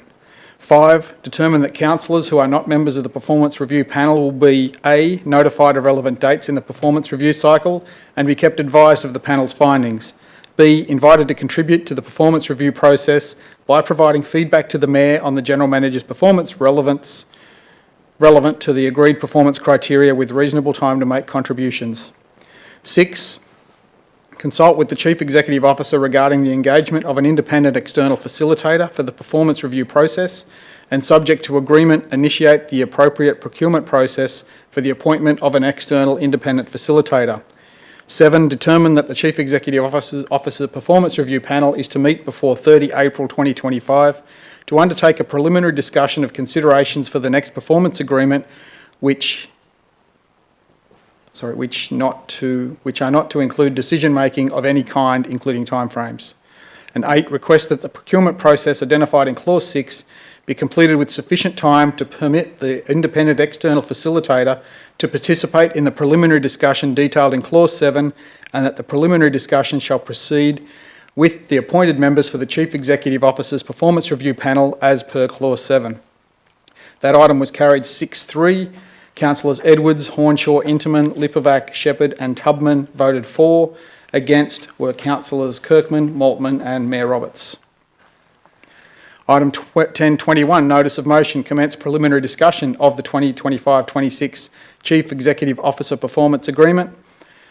Council resolved that Council note that the matter this Notice of Motion deals with was resolved in item 10.20. That item was carried unanimously.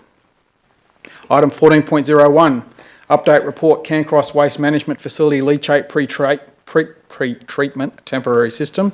Council resolved 1, that Council note the information provided in this report relating to the intention and methodology proposed to progress implementation of an interim leachate pre-treatment system at the Cairncross Waste Management Facility. 2, that Council note that a budget adjustment for the implementation of the system and current operational costs for leachate management shall occur as part of a future monthly budget review.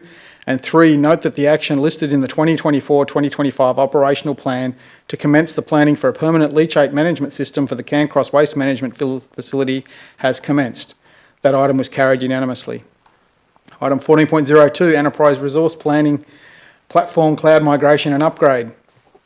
Council resolved 1, that Council note in June 2024, Council resolved to renew the existing agreements with Civica Proprietary Limited for licences and support for the Authority Enterprise Resource Planning System on an annual basis for 3 years commencing 1 July 2024 and expiring 30 June 2027, with the option to undertake annual renewals for a further 5 years at Council's discretion.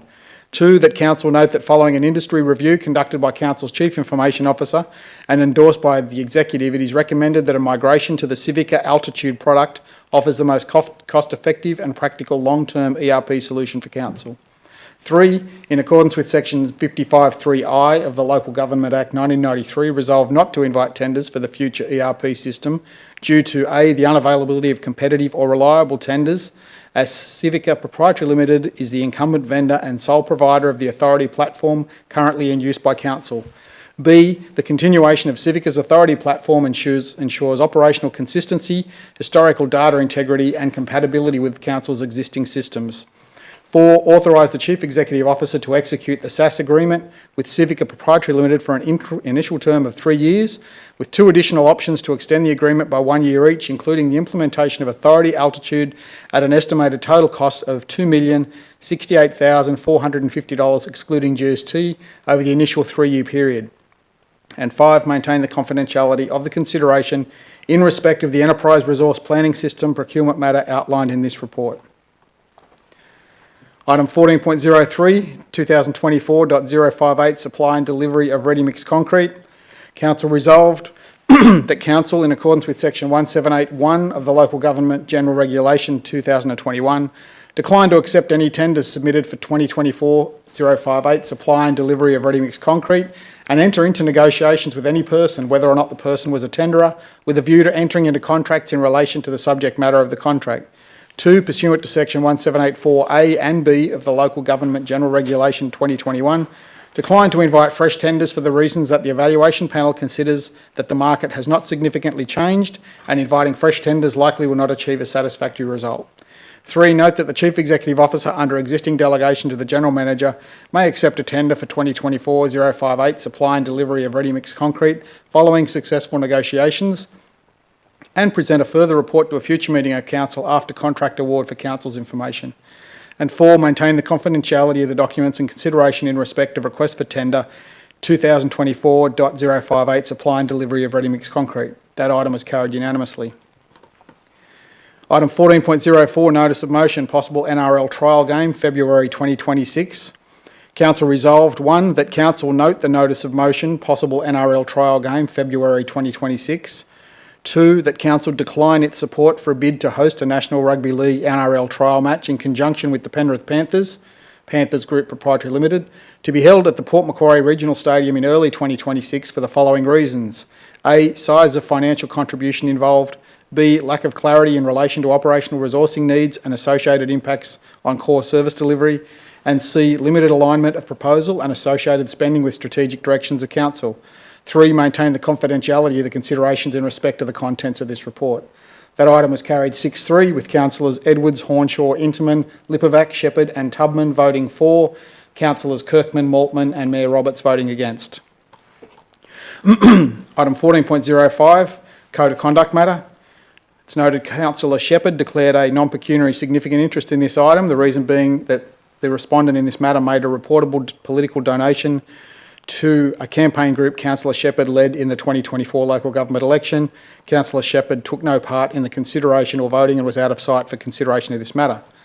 Council resolved 1, that Council note the information contained in the report, including the independent final investigation report. 2, that Council support the recommendation of the conduct reviewer in that Council's code of conduct has been breached by Councillor Lisa Interman in the sections detailed in point 3 below.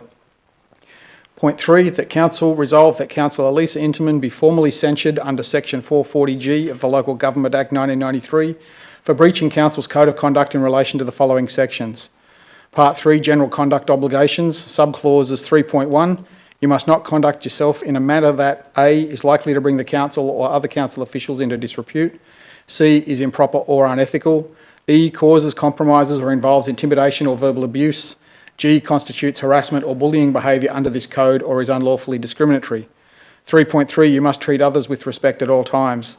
3.7, you must not harass or unlawfully discriminate against others or support others who harass or unlawfully discriminate against others on the grounds of age, disability, race, including colour, national or ethnic origin or immigrant status, sex, pregnancy, marital or relationship status, family responsibilities or breastfeeding, sexual orientation, gender identity or intersex status or political, religious or other affiliation.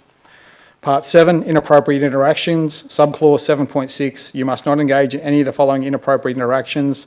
F, councillors and administrators being overbearing or threatening to council staff. And point 4, that council maintain the confidentiality of the consideration in respect to the contents of this report. That item was carried unanimously with councillors Edwards, Hornshaw, Kirkman, Lipovac, Maltman, Roberts and Tubman voting for. It's noted Councillor Interman was not in the meeting during this item. Thank you, Mr Mayor. Thank you, Mr Ferguson. Appreciate that. That now concludes business of today's agenda. I thank everyone for their attendance and patience and perseverance. The time now is 8:30 p.m. I formally declare the meeting closed. Thank you. Thank you.